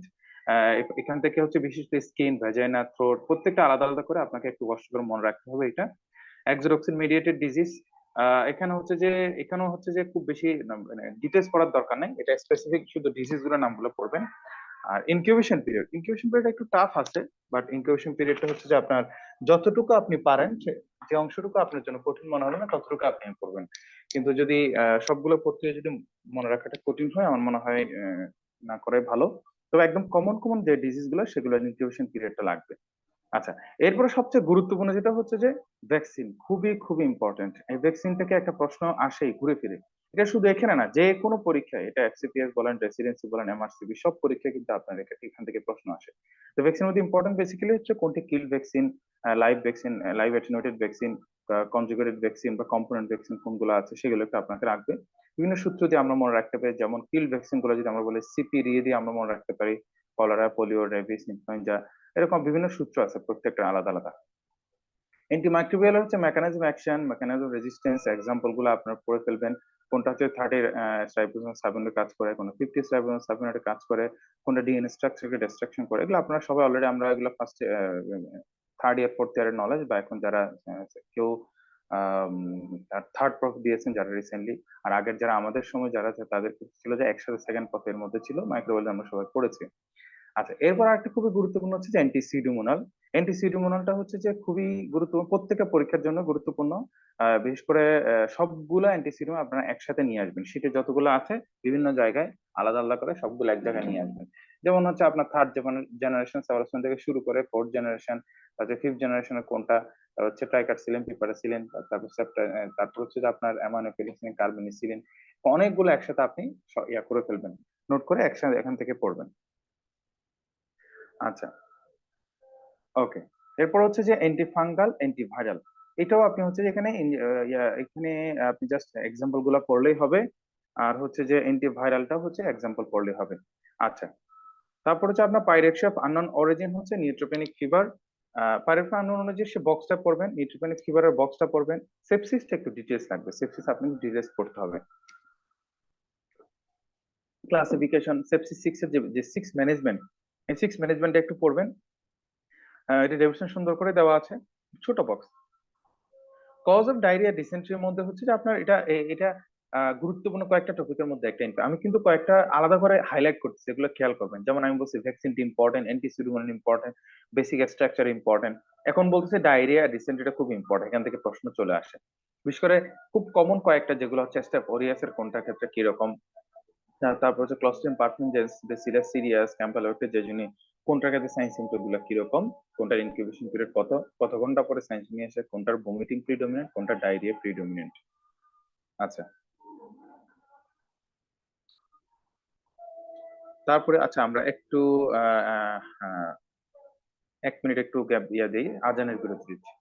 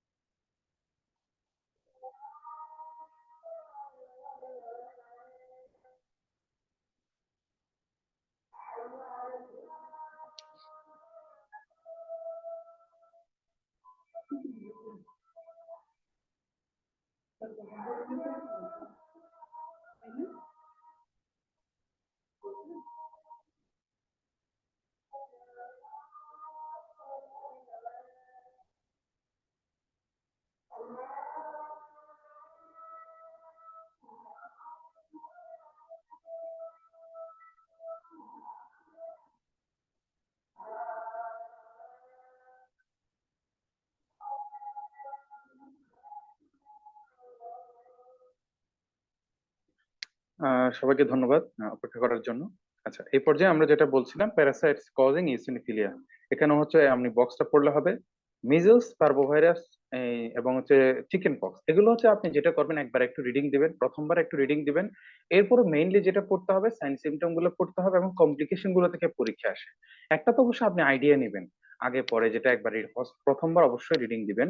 এরপর হচ্ছে যে আপনি ইম্পর্টেন্ট কমপ্লিকেশন সাইন সিমটম গুলো থেকে প্রশ্ন আসে। আচ্ছা, এরপর আসলে লেপ্টোস্পাইরোসিস আপনাকে ডিটেইলস পড়তে হবে। লেপ্টোস্পাইরোসিস একদম ফার্স্ট টু লাস্ট, আপনি বিশেষ করে ছবি সহ সাইন সিমটম ম্যানেজমেন্ট সবগুলো পড়বেন। বিশেষ করে সিস্টেমিক ম্যানিফেস্টেশনটা খুবই গুরুত্বপূর্ণ। এরকম কয়েকটা পুরো ডেভিডসন কয়েকটা সিস্টেম ম্যানিফেস্টেশনের ছবি আছে, এগুলা ওগুলা কিন্তু ঘুরে ফিরে প্রশ্ন আসে, যেমন sarcoidosis, extra articular manifestation, রিমোটেড arthritis, tuberculosis, systemic manifestation, তারপর হচ্ছে আপনার হচ্ছে যে লেপ্টোস্পাইরোসিস, অ্যামাইলোডোসিস, এই যে জিনিসগুলো আপনাকে কিন্তু একটু দেখতে হবে। Dengue, chikungunya. ডেঙ্গু যেহেতু প্রতি বছরে আমাদের দেশে ডেঙ্গুটা একটা কমন, সুতরাং ধরে নিতে পারেন যে যদিও আমরা যেভাবে মনে করি ওই পরীক্ষা আসে না, বাট প্রত্যেক পরীক্ষায় এটা একটা গুরুত্বপূর্ণ টপিক হিসেবে আমরা বিবেচনা করি। যে কোনো পরীক্ষা আপনার এটা আসতে পারে। এটা ডেঙ্গুর লেটেস্ট গাইডলাইনটা পড়ে নিবেন। আপনারা পরীক্ষার আগে যদি লেটেস্ট গাইডলাইন বের হয় তাহলে লেটেস্ট গাইডলাইন পড়ুন, নাহলে এখন যেটা চলতেছে সেটাই পড়ে ফেলবেন। আচ্ছা, সাইটোমেগালোভাইরাস, সাবস্টেন্ট বারবারাস, এখানে আমি যেটা বলছি ওই ইয়ার মতোই, মিজলস পারভাইরাসের মতোই, আপনি সাইন সিমটম ম্যানেজমেন্ট এবং কমপ্লিকেশন, ম্যানেজমেন্ট না সাইন সিমটম কমপ্লিকেশন, এই দুটো মেইনলি পড়বেন। ম্যানেজমেন্ট হচ্ছে জাস্ট অ্যান্টিভাইরাল বা যেটা যেরকম লাগে আর কি। আর হচ্ছে যে সাইটোমেগালো র্যাপিস্টেম বারবারাস আরেকটা এক্সট্রা জিনিস হচ্ছে যে কি কি কার্সিনোমা করে সেটা ইম্পর্টেন্ট। আচ্ছা, আরেকটা ডিটেইল টপিক পড়তে হবে, সেটা হচ্ছে টাইফয়েড বা এন্টেরিক ফিভার। এখানে টাইপ গুলো পড়া, first week, second week, third উইকের কমপ্লিকেশন গুলো দেখা, ইনভেস্টিগেশন কি কি করবো, কনফার্মেটরি কোনটা, এবং হচ্ছে আমরা কি কি ম্যানেজমেন্ট দেই অ্যান্টিবায়োটিকের ক্ষেত্রে। আচ্ছা, ওআরএস, ওরাল রিহাইড্রেশন সলিউশনের আপনার কম্পোনেন্ট গুলো চেষ্টা একটু দেখে নিবেন। এমআরএস হচ্ছে ড্রাগের এক্সাম্পল গুলা। টক্সোপ্লাজমাতে আপনাকে একটু ডিটেইলস পড়তে হবে, বিশেষ করে টক্সোপ্লাজমাতে কি কি কমপ্লিকেশন এবং স্পেসিফিক্যালি প্রেগন্যান্সিতে কি কি কমপ্লিকেশন সেটা একটু দেখে নিবেন। আচ্ছা, তারপর আরেকটু এবার ডিটেইলস পড়তে হবে লিশমেনিয়া, লেপ্রোসি। লিশমেনিয়া, লেপ্রোসি একদম ট্রিপল স্টার দিতে পারেন বা ইনফিনিটি স্টার দিতে পারেন। বিশেষ করে লেপ্রোসিতে ইনফিনিটি স্টার দিবেন। লেপ্রোসি একটি প্রশ্ন প্রতিবারে আসে, এফসিপিএস এর একটা মানে খুবই পছন্দের টপিক। এখান থেকে প্রশ্ন না দিলে বলা মনে হয় যে মানে প্রশ্ন পরিপূর্ণ হয় না আর কি। তো লিশমেনিয়া বিশেষ করে যে classification, manifestation, investigation, management, common যে ম্যানেজমেন্ট গুলো যে আমরা লাইপোসোমাল এম্পোটেরিসিন দিই, তারপর ফার্স্ট লাইন কোনগুলো, সেকেন্ড লাইন কোনগুলো, আপনারা অ্যাকর্ডিং টু গাইডলাইন দেখে নেবেন। লেপ্রোসি, লেপ্রোসির মধ্যে সবচাইতে ইম্পর্টেন্ট হচ্ছে যে টিউবারকুলার লেপ্রোসি এবং ল্যাপ্রোমাটাস লেপ্রোসি, পার্থক্যটা হচ্ছে ইনফিনিটি আছে, সবচেয়ে ইম্পর্টেন্ট এটা। এরপর লেপ্রোসি ক্লাসিফিকেশন, লেপ্রোসির আপনার হচ্ছে ম্যানিফেস্টেশন, তারপর হচ্ছে পিকেডিয়াল, পোস্ট কালাজো ডার্মাল লিশমেনিয়াসিস এর আপনার হচ্ছে ম্যানিফেস্টেশন, এখানে হচ্ছে ম্যানেজমেন্ট গুলো আপনার লাগবে। সিস্টেমিক ফাঙ্গাসের মধ্যে দুইটা সিস্টেম ফাঙ্গাস খুবই ইম্পর্টেন্ট, ক্যান্ডিডা অ্যালবিকাস আর ক্রিপ্টোকক্কাস নিউরোফর্মাস, এই দুটো একটু ভালো করে পড়তে হবে। আচ্ছা, নেক্সট আসে এইচআইভি। এইচআইভি নিয়ে একটু বলে রাখি, আমরা অনেকে মনে করি যে এইচআইভি থেকে আসলে প্রশ্ন দিবে কি দিবে না, কিন্তু দেখা যায় এইচআইভি থেকে প্রশ্ন একটা বা দুইটা পর্যন্ত প্রশ্ন দিয়ে দেয়। সো আপনি ভুলেও এইচআইভি না পড়ে যাবেন না পরীক্ষা হলে। এখানে বিশেষ করে classification according to CD4 count একটা ক্লাসিফিকেশন, সেটা দেখে নেবেন। কো ইনফেকশন গুলো একটু পড়তে হবে ভিতরে ডিটেইলস, এভারেজ ভিভারাইস, টিউবারকুলোসিস, নিউমোসিস্টিস, টক্সোপ্লাজমোসিস, ক্রিপ্টোকক্কোসিস, এগুলো একটু ভিতরে পড়তে হবে। এইচআইভি রিলেটেড ক্যান্সার গুলোর নাম জানবেন। এছাড়াও এইচআইভি বাইরে আমরা জেনিটাল ইনফেকশন ও ভ্যাজাইনাল ডিসচার্জের একটা ক্লাসিফিকেশন আছে, যেটা আমাদের শীটে আছে। ভ্যাজাইনাল ডিসচার্জ কোনটার ক্ষেত্রে কি রকম, কোন ডিজিজে কি রকম ডিসচার্জ হয়, কোনটার ট্রাইকোমোনাস ভ্যাজাইনালিস কি রকম হয়, বা হচ্ছে ক্যান্ডিডা অ্যালবিগেন্স কি রকম হয়, ভ্যাজাইনাল ক্যান্ডিডিয়াসে মানে কোনটার কালার, সিক্রেশন, অ্যামাউন্ট, এগুলো একটু আলাদা একটা বক্স করা আছে, ওখান থেকে করে নিবে। আচ্ছা, নেক্সট আসে হচ্ছে যে ক্লিনিক্যাল বায়োকেমিস্ট্রি এবং মেটাবলিক মেডিসিন। আচ্ছা, এখান থেকে তিনটা প্রশ্ন আসে ওভারঅল। এর মধ্যে হচ্ছে যে দেখা যায় যে কমন টপিক হচ্ছে হাইপোনেট্রেমিয়া, এটা হচ্ছে সবচেয়ে কমন। এরপরে কমন হচ্ছে হাইপোক্যালেমিয়া, হাইপারক্যালেমিয়া, এই তিনটা মাস্ট, এবং এটার প্রত্যেকটা ভিতরে আলাদা আলাদা করে, যেমন hypokalaemia with metabolic acidosis, hypokalaemia with metabolic alkalosis, এরকম আলাদা আলাদা পয়েন্ট ধরে ধরে আপনাকে এটা বলতে হবে। আপনি নোট করে নিন যাতে শর্টে আপনি মনে রাখতে পারেন। তারপরে আসেন অ্যাসিড বেস ব্যালেন্স, এখান থেকে প্রশ্ন আসে, মানে এই হাইপোনেট্রেমিয়া, তারপর হচ্ছে হাইপোক্যালেমিয়া, হাইপারক্যালেমিয়ার পরে ইম্পর্টেন্ট অ্যাসিড বেস ব্যালেন্স। চারটা অ্যাসিড বিশেষ করে ইম্পর্টেন্ট, মেটাবলিক অ্যাসিডোসিস, তারপর মেটাবলিক অ্যালকালোসিস, তারপর রেসপিরেটরি অ্যালকালোসিস, তারপর রেসপিরেটরি অ্যাসিডোসিস। আচ্ছা, তারপর হচ্ছে আপনার ম্যাগনেসিয়াম, ক্যালসিয়াম এবং ফসফেট হোমিওস্ট্যাসিস। তবে এর মধ্যে ইম্পর্টেন্ট হচ্ছে এক নম্বর ইম্পর্টেন্ট ক্যালসিয়াম হোমিওস্ট্যাসিস, এটা মাস্ট। তিনটা হরমোনের যে আলাদা কোনটা কি মেকানিজম, কিভাবে তারা হোমিওস্ট্যাসিস মেনটেন করে, এটা আপনার লাগবে। ক্যালসিয়াম, হাইপোক্যালসিমিয়া, হাইপারক্যালসিমিয়ার কজ গুলা, হাইপোফসফেরেমিয়া, হাইপারফসফেরেমিয়ার কজ, ম্যাগনেসিয়াম কজ গুলো হচ্ছে মোটামুটি এরকম আর কি। তবে সবচেয়ে ইম্পর্টেন্ট যেটা বললাম, আপনার ক্যালসিয়ামের যে হোমিওস্ট্যাসিস যেটা, এটা ইম্পর্টেন্ট। হাইপার ক্যালসিয়ামের ইম্পর্টেন্ট এবং হাইপার ক্যালসিয়াম ম্যানেজমেন্ট ইম্পর্টেন্ট। এরপর আপনি ফসফেট ম্যাগনেসিয়াম পড়বেন। ফসফেট ম্যাগনেসিয়ামের ক্ষেত্রে শুধু কজ গুলো পড়লে মোটামুটি খাবার হয়ে যায় আর কি। আচ্ছা, এরপর পরফাইরিয়া জাস্ট একটু রিডিং দিবেন। নেক্সট হচ্ছে নেফ্রোলজি। নেফ্রোলজি হচ্ছে মোটামুটি কমন টপিক আপনার, কয়েকটা স্পেসিফিক জায়গা, কয়েকটা বক্স, এবং হচ্ছে যে বিশেষ করে গ্লোমেরুলার ডিজিজটা একটু যদি ভালো করে বক্সটা এবং ভিতরে ডিটেলসটা আপনার মোটামুটি কমন পেয়ে যাবেন ইনশাআল্লাহ। সিকিড স্টেজ 1 এ 2 তে 3 এ 3B তে এবং 4 এ কোনটার ক্ষেত্রে কি পাবেন সেটা দেখবেন। হেমাচুরিয়া, প্রোটিনুরিয়া, পলিউরিয়া, এই কজ গুলো আপনাকে দেখতে হবে। আচ্ছা, এরপর ডিটেলস পড়বেন হচ্ছে গ্লোমেরুলার ডিজিজ একাই সিকিড, ফার্স্ট টু লাস্ট লাইন পড়তে হবে আপনাকে। গ্লোমেরুলার খালি বক্সটা পড়লে হবে না, বক্সটা তো একদম ঠোঁটস্থ মুখস্থ যেভাবে পারেন আপনি বিভিন্ন সূত্র হোক ইয়া দিয়ে হোক আপনাকে ভালো করে পড়তে হবে গ্লোমেরুলার ডিজিজ গুলা, এবং ভিতর থেকে লাইনগুলো একটু পড়বেন, কারণ অনেক সময় ভিতরে লাইন থেকেও প্রশ্ন দিয়ে দেয়। হিমোলাইটিক অ্যানিমিক সিনড্রোম এবং তারপর হচ্ছে যে আপনার ইমিউন থ্রম্বোসাইটোপেনিক পারপিউরিটা একটু ডিটেইলস পড়বেন ভিতরে, তবে বক্সটা মোটামুটি পড়লে হয়, বাট তারপরে এখানটা আপনারা একটু পড়বেন। আচ্ছা, একাই সিকেডি একদম ডিটেইলস পড়তে হবে, একাইয়ের কজ, সিকেডির কজ, একদম ম্যানেজমেন্ট থেকে শুরু করে ম্যানিফেস্টেশন শুরু করে সব ডিটেইলস পড়বেন। তাহলে ডিটেইলস পড়বেন এখানে গ্লোমেরুলার ডিজিজ গুলো একাই এবং সিকেডিটা ডিটেইলস পড়বেন। আচ্ছা, ড্রাগ ইনডিউসড কিডনি ডিজিজ, এটা হচ্ছে যে বক্সটা পড়লে হবে, স্টোনের ক্ষেত্রে বক্স।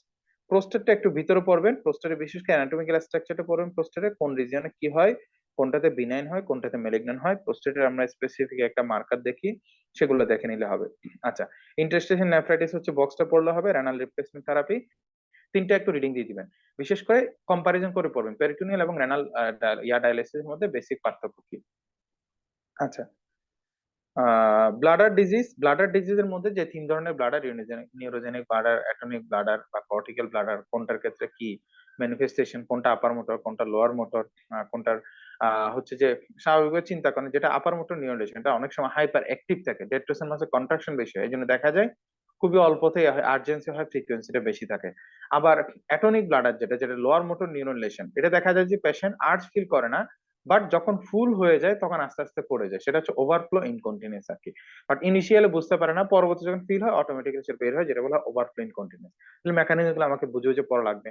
আর কর্টিক্যাল ব্লাডারের পেশেন্ট সবকিছু বুঝে, বাট পেশেন্টের মানে সোশ্যাল যে কন্ট্রোলটা, হয় টু ইউরিনেট হয় টু ইউরিনেট, এই জিনিসটা কন্ট্রোলটা থাকে না। আচ্ছা, ইরেকটাইল ডিসফাংশন বক্সটা পড়ে নিলে হবে। নেক্সট হচ্ছে রেসপিরেটরি হচ্ছে মোটামুটি এটার মতোই, আপনার হচ্ছে এখানে কয়েকটা বক্স, তবে রেসপিরেটরি হচ্ছে যে আপনাকে কিছু ডিজিজ আপনাকে ভালো করে বুঝে বুঝে পড়তে হবে। রেসপিরেটরি খুব বেশি কঠিন কিছু না, এখানে স্পেসিফিক জিনিস থেকে প্রশ্ন আসে। আচ্ছা, সর্বপ্রথম বলি সেটা হচ্ছে যে কজ গুলো কোনগুলো বক্স পড়বেন। Cough, breathlessness, chest pain, haemoptysis, clubbing, pleural effusion, respiratory failure, এই সবগুলো হচ্ছে বক্স। তবে আপনার এর মধ্যে সবচেয়ে গুরুত্বপূর্ণ হচ্ছে infinity ester respiratory failure box class ভিতর একটু করে পড়বেন। আচ্ছা, বাকি আসেন হচ্ছে যে প্লুরাল এফিউশন, তাহলে প্লুরাল এফিউশনের মধ্যে আপনার বক্সটা পড়লে হবে হেমোপ্টাইসিস, তারপর হচ্ছে সেকেন্ড ইম্পর্টেন্ট হচ্ছে যে প্লুরাল এফিউশন, ক্লাবিং, হেমোপ্টাইসিস, এরপরে থার্ডে আছে চেস্ট পেইন, কাফ, ব্রেথলেসনেস, এগুলা। আচ্ছা, তাহলে হচ্ছে বক্স গুলো পড়লে হবে। এবার ডিটেইলস পড়বেন কোনগুলা disease, asthma, COPD, tuberculosis, pneumonia, আপনার হচ্ছে টিউমার, ওদিকে হচ্ছে ডিপিএলডি, তারপর হচ্ছে সার্কোইডস, এগুলো আপনাকে ডিটেইলস পড়তে হবে, এবং ব্রঙ্কিকটেসিস, সিস্টিক ফাইব্রোসিস, মানে যে ডিজিজ গুলো আছে এগুলো একটু একদম ফার্স্ট টু লাস্ট পড়তে হবে। অ্যাজমার ক্ষেত্রে আপনি কি কি পড়বেন, অ্যাজমাতে আপনার অ্যাজমার অ্যাকিউট সেভিয়ার অ্যাজমার ম্যানিফেস্টেশন গুলা কি, শুধু নরমাল অ্যাজমার ডায়াগনস্টিক ফিচার কি, তারপর হচ্ছে যে অ্যাজমার ক্লিনিক্যাল ম্যানিফেস্টেশন, অ্যাজমা আমি কন্ট্রোল কিভাবে করব, স্টেপ ওয়াইজ কন্ট্রোল ম্যানেজমেন্টটা, অ্যাকিউট নিয়ে আসলে কি ম্যানেজমেন্ট করব, আমি একটা পেশেন্টকে ম্যানেজমেন্ট দিলাম বা ড্রাগ দিলাম, সে কতটুকু কন্ট্রোল হচ্ছে, তাহলে এই কন্ট্রোলের ইন্ডিকেটর গুলো কি কি, অ্যাজমার হচ্ছে যে আপনার কখন আপনার আইসিইউতে পাঠাতে হয়, তাহলে এরকম যে একদম স্পেসিফিক জিনিস আছে এগুলো পড়বেন, আর ভিতরে ভিতরে আরো কিছু ডিটেইলস পড়বেন, কিছু মেকানিজম আপনার ওখানে আসতে পারে, যেমন এনএসআইডি, অ্যাসপিরিন সেনসিটিভ অ্যাজমা বলতে কি বুঝি, ব্রিটেল অ্যাজমা বলতে কি বুঝি, এগুলো আপনি ভিতরের লাইন গুলো পড়লে আপনি তখন পারবেন। আচ্ছা, বাকি থাকে হচ্ছে যে আপনার সিপিডি হচ্ছে সেম সিপিডির ক্ষেত্রে, তবে মেইন হচ্ছে CPD classification, CPD manifestation, pathogenesis এবং অ্যাকিউট ম্যানেজমেন্ট এবং chronic management. Tuberculosis, pneumonia, tuberculosis হচ্ছে খুবই খুবই গুরুত্বপূর্ণ, টিউবারকুলোসিস ফার্স্ট ক্লাস পড়তে হবে। তো টিউবারকুলোসিস এক্সট্রা জিনিস পড়তে হবে, সেটা হচ্ছে সেকেন্ড লাইন এন্টিটিভি ড্রাগ গুলো আপনাকে টিবি গাইডলাইন, ন্যাশনাল গাইডলাইন থেকে একটু পড়ে নিতে হবে। আমরা যখন ক্লাস নিব তখন ন্যাশনাল গাইডলাইন অনুযায়ী আপনাদেরকে যতটুকু এক্সট্রা দরকার সেটা আমরা বলে দিব, বিশেষ করে সেকেন্ড লাইন এন্টিটিভি ড্রাগ গুলা চেঞ্জ হয়েছে। 3টা গ্রুপে সেকেন্ড লাইন দেওয়া হয়, group A, group B, group C. এই গ্রুপের ড্রাগগুলো আমাকে জানতে হবে। তাহলে টিবির আরো অন্যান্য সব ইয়ার মধ্যে হচ্ছে সবচেয়ে গুরুত্বপূর্ণ হচ্ছে এন্টিটিভি ড্রাগগুলো সাইড ইফেক্ট মাস্ট করতে হবে। সিস্টেম ম্যানিফেস্টেশন গুলো অবশ্যই পড়তে হবে এবং টিবির ম্যানেজমেন্ট গুলো পড়তে হবে। কমপ্লিকেটেড কিরকম হয়, ক্যাটাগরি 1, ক্যাটাগরি 2, আর এগুলো কোনটা ক্রাইটেরিয়া কি, কোনটা 1 এ পড়ে, কোনটা 2 তে পড়ে, এভাবে আপনি একটু পড়তে হবে। আচ্ছা, নিউমোনিয়ার ক্ষেত্রে basically pneumonia clinical feature according to organism অনুযায়ী ক্লিনিক্যাল ফিচারটা পড়বেন, নিউমোনিয়ার ক্লাসিফিকেশন, তারপর হচ্ছে আপনার হচ্ছে নিউমোনিয়ার ম্যানেজমেন্ট, এবং এখানেও কার্ভ 60 স্কোর অনুযায়ী যেরকম সেটা পড়বেন, এবং হচ্ছে যে ইন্ডিকেশন ফর দা আইসিইউ। আচ্ছা, তারপর আসেন টিউমারে হচ্ছে আপনার এখানে টিউমারের বেসিক প্যাথোজেনেসিস, সাইন সিমটম, বিশেষ করে টিউমারের যে ম্যানিফেস্টেশন গুলা, যেমন কোন কোন নার্ভ কম্প্রেশন হয়। যেমন আমরা যেটা বলি স্পেসিফিক 5টা নার্ভ কম্প্রেশন কথা বলা আছে ডেভিডসনে, recurrent laryngeal nerve, intercostal nerve, তারপর হচ্ছে আপনার হচ্ছে এর বাইরে আসছে হচ্ছে আপনার ফ্রেনিক নার্ভ, এর বাইরে যদি আরো বলেন হচ্ছে যে সিম্পেথেটিক সার্ফেস, যেটা কর্নিসিনাম বলা হয়, তারপর হচ্ছে CAT1 রুট ব্রাকিয়াল প্লেক্সিস, এগুলো হচ্ছে যে আপনার ইনভলভ করে ইয়াতে টিউমারে। এসবিসিওর ফিচার গুলা কি কি। আচ্ছা, তো টিউমারের আরেকটা ইম্পর্টেন্ট হচ্ছে ম্যানেজমেন্ট, খুব একটা ইম্পর্টেন্ট না। টিউমারের সবচেয়ে আরেকটা গুরুত্বপূর্ণ হচ্ছে যে প্যারানিউপ্লাস্টিক সিনড্রোম, এটা একদম ইনফিনিটি স্টার, এখান থেকে ভালো করে পড়া লাগবে। তবে এটা আমরা একটা এমআরসিবি এবং এটা দুইটা মিলে পড়লে ভালো, কারণ কোন কোন কার্সিনোমার সাথে কোন কোন ফিচারটা স্পেসিফিক, এটা একটু আপনার প্রয়োজন। এছাড়া হচ্ছে নিউমোথোরাক্সের ক্লাসিফিকেশন, ওপেন, ক্লোজড এবং টেনশন নিউমোথোরাক্স কোনটাকে, ছবিটা একটু দেখবেন, নিউমোথোরাক্সের বক্সটা দেখবেন, নিউমোথোরাক্সের কোনটা ক্ষেত্রে কি ম্যানেজমেন্ট। পালমোনারি এম্বোলিজমের ক্ষেত্রে যে বক্স, বিশেষ করে অ্যাকিউট ম্যাসিভ পালমোনারি এম্বোলিজমটা কিরকম ম্যানেজ, এটা সিস্টেম ক্লিনিক্যাল ফিচার, আর হচ্ছে যে পালমোনারি এম্বোলিজম আপনি কনফার্মেটিভ ইনভেস্টিগেশন এবং হচ্ছে যে ট্রিটমেন্ট। ব্রঙ্কিকটিসিস, সিস্টিক ফাইব্রোসিস, দুইটা কাছাকাছি জিনিস। সিস্টিক ফাইব্রোসিস কজের মধ্যে একটা হচ্ছে যে ব্রঙ্কিকটিসিস কজে, একটা মধ্যে সিস্টিক ফাইব্রোসিস আছে। ব্রঙ্কিকটিসিসটা হচ্ছে আপনার ক্লিনিক্যাল ফিচার। ব্রঙ্কিকটিসিসের সেকেন্ডারি ইনফেক্টিভ এক্সাজারবেশনের মধ্যে কোন কোন organism responsible, bronchiectasis management. Cystic ফাইব্রোসিসও সেম, মেইনলি ইম্পর্টেন্ট হচ্ছে কজটা, কোন চ্যানেল ইনভলভ, কোন জিন ইনভলভ, এবং হচ্ছে সিস্টিক ফাইব্রোসিসের ম্যানেজমেন্ট। আচ্ছা, পালমোনারি ইওসিনোফিলিয়া, ওই যে বক্স যেটা, সেটা পড়লেই হবে।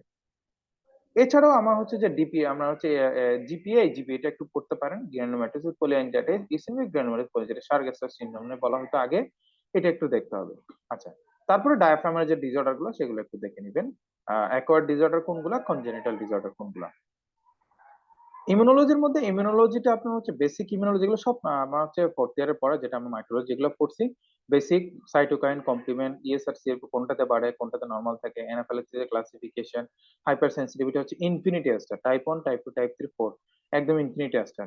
আচ্ছা, এরপরে এটা হচ্ছে 1 নম্বর জিনিস পড়লে সেটা হাইপার সেনসিটিভ পড়বেন। তারপর কি কি পড়বেন, তারপরে পড়বেন হচ্ছে এই যে এনজিওডিমা, ইমিউনোডেফিসিয়েন্সি, প্রাইমারি সেকেন্ডারি, এই 3টা টপিক থেকে একটা প্রশ্ন আসবে। বাকি থাকলো হচ্ছে যে আপনার ক্রায়োগ্লোবুলিনে অ্যামাইলোডোসিস। ওকে, আচ্ছা, এই অ্যামাইলোডোসিসটা একটু ডিটেইলস পড়বেন, আর ওইগুলো থেকে একটা প্রশ্ন আসবে, basic cytokine, complement, ESR CRP, এগুলো থেকে একটা প্রশ্ন আসবে। তাহলে আমি আপনাদেরকে বুঝাতে চাচ্ছি, বেসিক্যালি আসলে আজকে তো সব ডিটেইলস করা যাবে না, বাট আপনার একটা আইডিয়া হয়ে গেল যে আমি টোটাল বইয়ের আসলে কোন কোন জিনিসগুলো আমরা ইম্পর্টেন্ট, কোনটাকে প্রায়োরিটি দিব, কোনটাকে দিব না। এর বাইরে তো আপনি ডিটেইলস রিডিং পড়বেন, সেটা তো আলাদা ব্যাপার, সেটা বোঝার জন্য আপনি কনসেপ্ট ক্লিয়ার করার জন্য পড়বেন। তবে এই জিনিসগুলো প্রায়োরিটিতে আপনাকে পরীক্ষার হলে অবশ্যই যেতে হবে, এটা ভালো করে মুখস্থ করে যেতে হবে। আচ্ছা, ধর লাস্ট টপিক ইজ রিমেটোলজি। আচ্ছা, রিমেটোলজি প্রথম 5-6 পৃষ্ঠা খুবই খুবই গুরুত্বপূর্ণ। এখান থেকে দেখবেন যে দুইটা প্রশ্ন চলে আসে। মডুলেটর কোনগুলা, যে যেখানে কিছু ফ্যাক্টর আছে, রেডিওলজিক্যাল অ্যাবনরমালিটি আছে, কিছু মার্কার আছে, এখান থেকে কিন্তু দুইটা প্রশ্ন চলে আসে, একটা বা দুইটা প্রশ্ন চলে আসে। সো এগুলা থেকে কোনোভাবে বাদ দেওয়া যাবে না। রেগুলেটরস এবং পাশাপাশি আরেকটু অ্যাড করবেন, যেটা বললাম ওই যে মার্কারস গুলো, কোনটা এনটিডিএসডি, সরি এনটিএসএস, এনটিএসএসবি, এনটিরো, এনটিলা, যেগুলো আর কি আপনার ডিপি, এনটিএসসিএল 70 তে কি কোনটাতে কোনটাতে পাবো, তারপর হচ্ছে যে আপনার এন্টিহিস্টোন কোনটাতে কোনটাতে পাবো, এনটিআরএনপি, এন্টিটোপোয়াইসিমানাস, এগুলো আপনারা একটু দেখে নেবেন।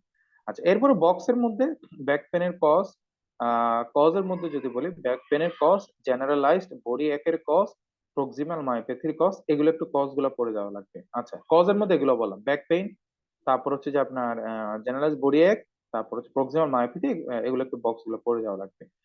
ডিটেইলস পড়া লাগবে হচ্ছে 1 নাম্বার ইম্পর্টেন্ট হচ্ছে আরএ, এসএলই, এসপিএ, এগুলো মাস্ট। আরএ, এসএলই, এসপি থেকে অ্যাটলিস্ট দুইটা কোশ্চেন চলে আসবে। কি বললাম, আরএ, এসএল এবং এসপিএ, আর বিশেষ করে ম্যানিফেস্টেশন গুলা, ডিফর্মিটি গুলা, আর ম্যানেজমেন্ট এগুলো ওখান থেকে আপনার ডিটেলস করা লাগবে।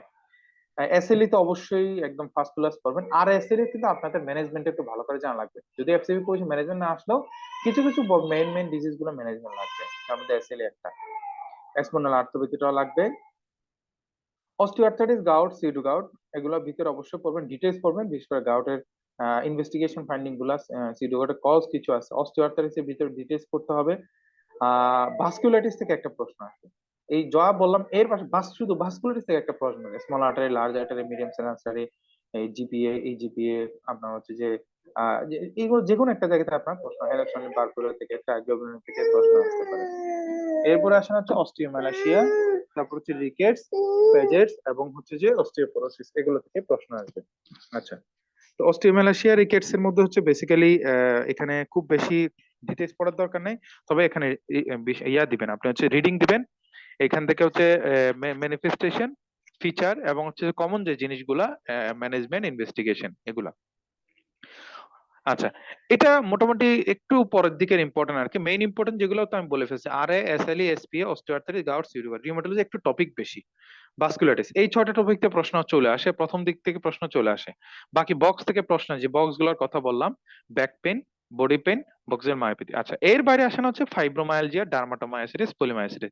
ফাইব্রোমায়ালজিয়া মোটামুটি একটা বড় হচ্ছে সেকেন্ড মোস্ট ইম্পর্টেন্ট, এর মধ্যে আমরা রাখতে পারি ফাইব্রোমায়ালজিয়ার ফ্যাক্টর গুলা, ফাইব্রোমায়ালজিয়া ক্লাসিফিকেশন।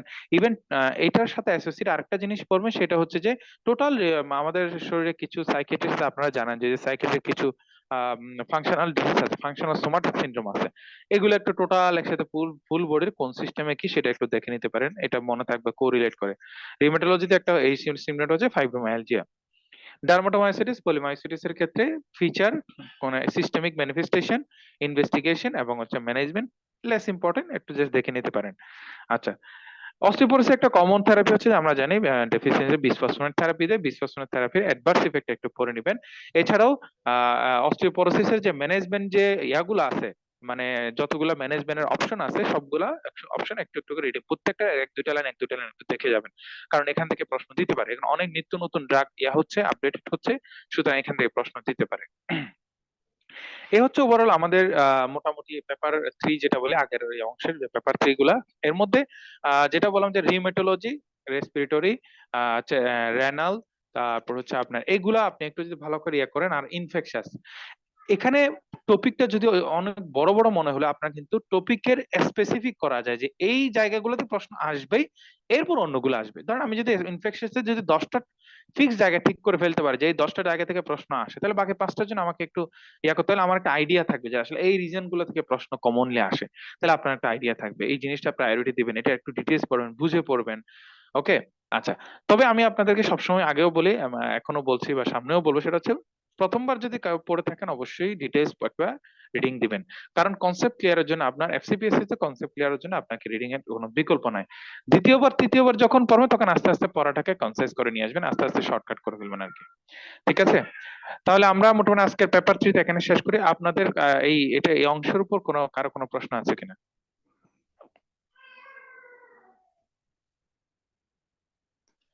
আচ্ছা, কারো কোনো যদি প্রশ্ন না থাকে, অনেকক্ষণ ধরে আপনারা শুনতেছেন, আপনাদেরকে ধন্যবাদ সিনাপস মেডিকেল একাডেমির পক্ষ থেকে।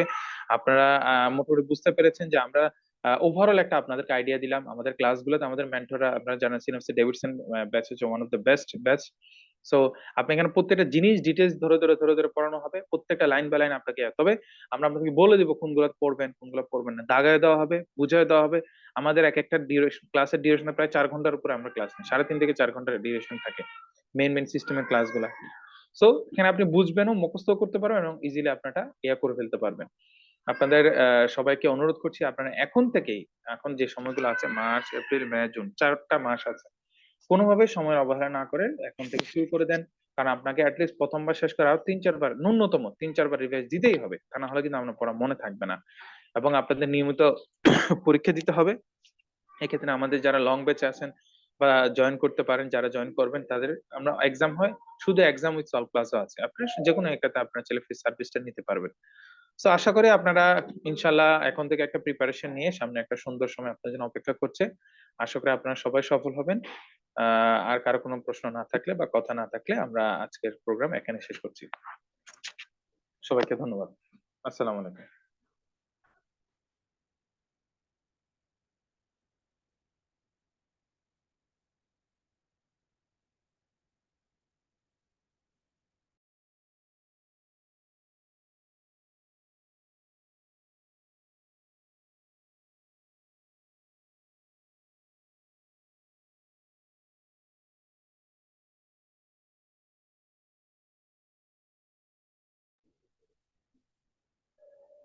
আসসালামু আলাইকুম।